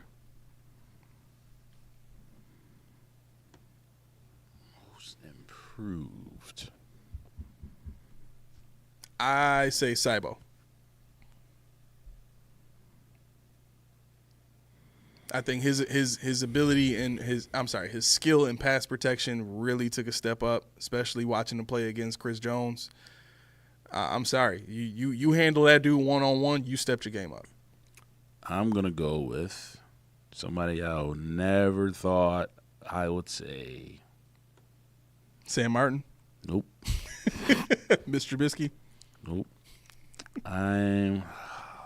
Dorian Williams? No. Who does Mel hate? I want to guess this now. What did you say? You said who do Mel hate? Yeah, who does Mel hate? Oh, yeah, because he said he never thought he would say it. I don't hate nobody, but I'm trying to think. Most improved? Yeah, I got to. James Cook? Connor McGovern. Okay. Whoa. Connor McGovern. Actually, Here's the thing. What we was talking about before the season started, like, why is he even on the starting line? Mm-hmm. But as a center, he has not been playing bad. I actually thought about him when I did this. I was like, Did you? Yeah, I thought about him. I'm about to go with Connor McGovern. I put James Cook though. Really? But is his improve? Like, I don't know. I get it. I don't disagree. I guess I'm just questioning in my mind if he switched positions, is that an improvement or is that a benefit of the new position? You know what I mean? That could be the reason why. Because if he's got two guards that are playing well next to him, yeah, and not that Edwards is playing that well, but I mean, if I imagine his responsibilities are a little bit less in terms of actual pass protection because most of the time the center is helping one of the guards. Mm-hmm. You know what I mean? He's shifting the protections, and then he's assisting one of the guards unless they're blitzing. I'd have to go look at the tape. on that one. Last one I got for you guys, because you already know mine. What's the play of the year? Wait, who's yours? James Cook. Oh, James Cook. Who was yours? Improved? Mm-hmm. He wasn't bad last year. Right. No, he wasn't bad, but numbers-wise, he wasn't bad. But look at what he's doing now. He's running the same, but he's running through people. He's got 11 touchdowns already. He's catching the ball. He's third on the team in yards per carry behind Ty Johnson, Josh, and now it's him. Right, but most of his catches are behind the line of scrimmage. The team hands off the ball way more often this season in the lower red zone, which speaks to his touchdown numbers. Like I could see if he had if 6 of his 10 touchdowns were from outside of the red zone, then I'd be like, yo, this dude is shaking people. He breaking loose. He breaking tackles. I'm the opposite, because we know he can shake people. We know he can bust it loose, but we know they didn't trust him in the red zone. Mm-hmm. Now you got 8 of your 10 touchdowns inside the 10, and 5 of those 8 is inside the 5. They weren't doing that last year. Yeah, but in order to say that that's an improvement over last season, he would have to have the same number of carries or similar number of carries in the red zone and a similar number of opportunities. What I'm trying to say is this season he's had more opportunities, which leads to more numbers. You ask yourself why, though. Ask yourself, why are they handing off this year? Because they don't trust him now. No. I see that's where I disagree. I think because they don't want Josh running the ball so much, and they want to play efficient offense, they've now decided we need to. If Cook can show that he can handle it, fine. If he can't, we know we got Ray Davis. So well, I think they were going to start doing that regardless, which is why they got Ray Davis. And I think they got Ray Davis and Ty Johnson to do that. But James Cook said, "No, this is my time. I can do it." Right, but again, what does that speak to though? That speaks to a mentality of the team that we're going to do it whether James Cook is good at it or not. Well, exactly. It doesn't have to be James Cook. It doesn't matter what they were going to do, but it could have been somebody else. Okay, but again, so what you're agreeing with my point then basically, because what I'm saying is, okay, if that's their thought process, then that means they're going into the game saying we're going to give it to the running back in that area more regardless of who we're giving it to, right? So that automatically means that James Cook is going to have more opportunities. Anytime you give somebody more opportunities, they have a higher chance of accomplishing whatever they want to accomplish. Well, that's true in a vacuum, but what is Ray Davis' draft? That's not a vacuum. That's overall. Like, it is a vacuum, because what does Ray Davis do for you, right? You draft Ray Davis because you want a goal line back. You didn't have him last year. You had Ty Johnson. Why did you bring Ray Davis in? Because you thought you were going to hand the ball off to him. Now James Cook is showing you he can run people over. He's showing you he can break tackles that he couldn't do last year. So now they're saying, okay, James, get us our touchdowns. They didn't do that last year. And I'm curious to know how many of those plays were checked out where James Cook was supposed to run the ball, or it was an RPO where Josh said, I'm keeping it. Mm-hmm. There's a reason why Josh doesn't have 15 tackles. The foundation of your point is basically saying that if I go out and I buy 4 lottery tickets, I'm not actually having a better chance of winning the lotto. I'm having the same chance. No, because James Cook is on pace to carry the ball less this year. Almost 75% of the carries he had not last in the year. Red zone. Not period. In the red zone. Period. No, but you can't include period. We're talking about in the red zone, which is where he's scoring most of his touchdowns. Okay. Well, it still remains. James Cook is my improved. He's my most improved player. Okay. Because for the simple fact, like I said, did you see him break tackles last year? No. Did you see him break? No, you did not, because he didn't. And that was his thing. He did not break tackles. He dropped passes, right? Yeah. He did not. It's a different. So he hasn't dropped it. He hasn't dropped any passes this season. 2. Houston Texans. 2. Oh, okay. He has 2. But again, this is he why had 7 last year. Okay. And lastly, the play of the year. What is your play of the year? Because you already know mine, so I'm gonna give it to y'all. What's yours? The Terrell Bernard interception. Yeah. Honorable mention was the 61-yard field goal. That's honorable mention. Crap. Just say, wow, Bass, you can actually go out there and try it. I got 3 now. Go ahead. But I think one is more impactful. Mm-hmm. So I got to put the 61-yard kickoff and field goal in there. I'm putting the Keon Coleman catch where he broke it for like 70 yards, and it's got to be the Josh Allen 4th down touchdown run against the Chiefs. But I think out of the 3, the one that I did not expect was a 61 field goal. Like that Josh one, that's what he does. But see, He's a capable. that right there is why I don't put that on my. Why I'm not high on that play. Like That's what he everybody else. does. I mean, it has the biggest impact because it was pretty much the nail in the coffin on the biggest team that we played. You know, I did some research. You know, he's never had a go-ahead rushing touchdown over 20 yards. Wow. None of his touchdowns, none of those scrambles that we remember, we were usually leading by at least 2 scores. Yeah. So I tough. gotta take Josh out because that's what he's supposed to do. That's what that's what he does when he put the cape on. Yeah. So I got to be between Coleman and Bass, but I think Bass was more impactful because it was the game winner. So I got to go with the 61-yarder from Bass. I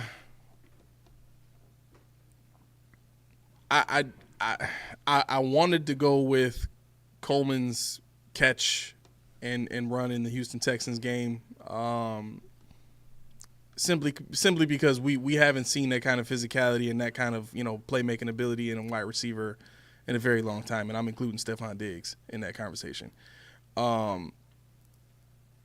But I got to go with Josh. I think the fact that play put us in a position to now, have a better chance at the 1 seed than the Chiefs do right now, and they're in the 1 seed currently. I think that becomes the play that matters the most in the entire season, because that play shifts the dynamic of the expectations of the team and the fans.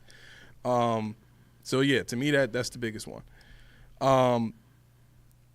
FCQ said Cam Lewis for most improved. I completely forgot about that. I think he's up there in terms of what he's being used to do, in terms of the plays that he's made this season. I think he's definitely up there. Yeah. Jeff says Spencer. I think I would agree with that too. I don't know if I would have paid him that much, but I mean, if he's got to get paid, he's got to get paid. Melski says D. Williams still has to improve in pass coverage, but I think his run stopping and tackling improved. Also, not getting lost in pre-snap motion as much. Very true.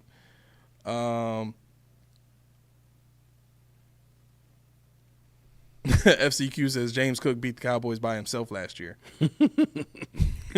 I didn't know this. Carl says Von Miller has his incentives for this season. Do you know about these? He got all of them already? No, he hasn't. It looks like he hasn't gotten any of them yet. I have to look him up, but yeah. So basically betting on himself. So he put it in. He put it in his comment here. He says 2 sacks, $1 million; 4 sacks, $2.5 million; 6 sacks, $4 million; 8 sacks, $6 million. And then he goes on to say if he gets 2 sacks in the 49ers game, it's worth $1.5 million. Dang. Right. Nathan says most improved player has to be DeMar. Who saw him being a solid starter? Be honest now. Yeah. What if somebody gave you an opportunity? If you can get 2 sacks, we'll give you $1.5 million. Are you getting them sacks? How am I getting them? I said, are you gonna get them? I think I would. I know because I know most NFL players don't wear a cup, so I'm hitting them in the nuts and I'm going right past them every time. Bro, you put $1.5 million on a line and I got to get 2 sacks, bro. Yeah, I may have to juice, but I'm getting them sacks, bro. Yeah. We hungry. Mine's like I'm getting them sacks. Mine's like I got 200-something million in the bank. Whatever. You want to dangle it? You guys got anything else? Nah, I gotta get the young boy home. I was ready to close we went out. a whole half hour over. Yeah, I was going to say, don't forget about Max and Around Night. The number 4 MAC team, UB Bulls, are playing against the last place, Kent State Golden Flash at 7 o'clock. Come watch Victor Snow, Messiah Burks, Quez Barksdale, A.J. Henderson, and the up-and-comer Young Red Murdoch. And, of course, my guy, Sean Dolac. At 7 p.m. UB Stadium. UB there. Tickets are still available. I like that. UB. And I wish, if I could, I'd be at UB drinking some Reed's tea. Why? Because Reed's tea is 1 part refreshing, 1 part delicious, and 2 parts healthy. How many That's what you can expect. How many ingredients? When you have 4 ingredients. 4. Just 4. 1, 2, 3, 4. I don't even drink tea, but We let me got tell you, Keith singing now. that's a good drink there. F.O. What are you doing? Head over to Reed's. Get your supply by the case or individual. Why would you get the individual? Get the case. You won't be disappointed. What would you do? I'm sorry. What do I know? See for yourself. Reed's Tea. Click on the link in the description and use the code DO and let them know who sent you. Alrighty, folks. Listen. If you're hearing that music, that means it is time for us to skibbity out of this joint. Yeah. I said it. I wish my daughter was here. Just so I can see her cringe when I say that. I think we're those guys now. Right. It's an old people thing now. I'm gonna just say slang words just to mess with my children now, just to make them cringe. June, look. Yeah. June. Ken be over there talking about some, hey yo. I'm like, Ken, it's not an AO moment. Yeah, it is. It's got to be. I'm like, no, it's not. Oh, well, yeah. Junie blessed us with that one. No, Junie knows those, but Ken is wrong. He's the opposite all the time. I'll give his mom a hug. Hey, yo, like listen, that's not an AO moment, OLI is dog. watching this. I got to get us out of here. Go All ahead. right, look. Links are at the bottom of the screen right now in the description to all our social media. Get at us if you want to get at us. That's where you can find us at. All right. Coach D's Corner will not be with us this Friday. Still a lot of stuff going on with college football right now that he's in the middle of. So we will keep you posted on when that's coming. Other than that, we got to run. It's been the Post Podium Podcast, home of the All Truth No Sodium Takes. I have been your co-host, Aramis. Melly Mac. Bye, guys. For the keys. Fastest outro you've ever seen in your life. That was a minute and a half. All right, that was less than a minute and a half. Minute All right. 15. Y'all have a great night. Peace. So. Caitlin said Allie is cringing. We get to that age where you start saying stuff that's not cool.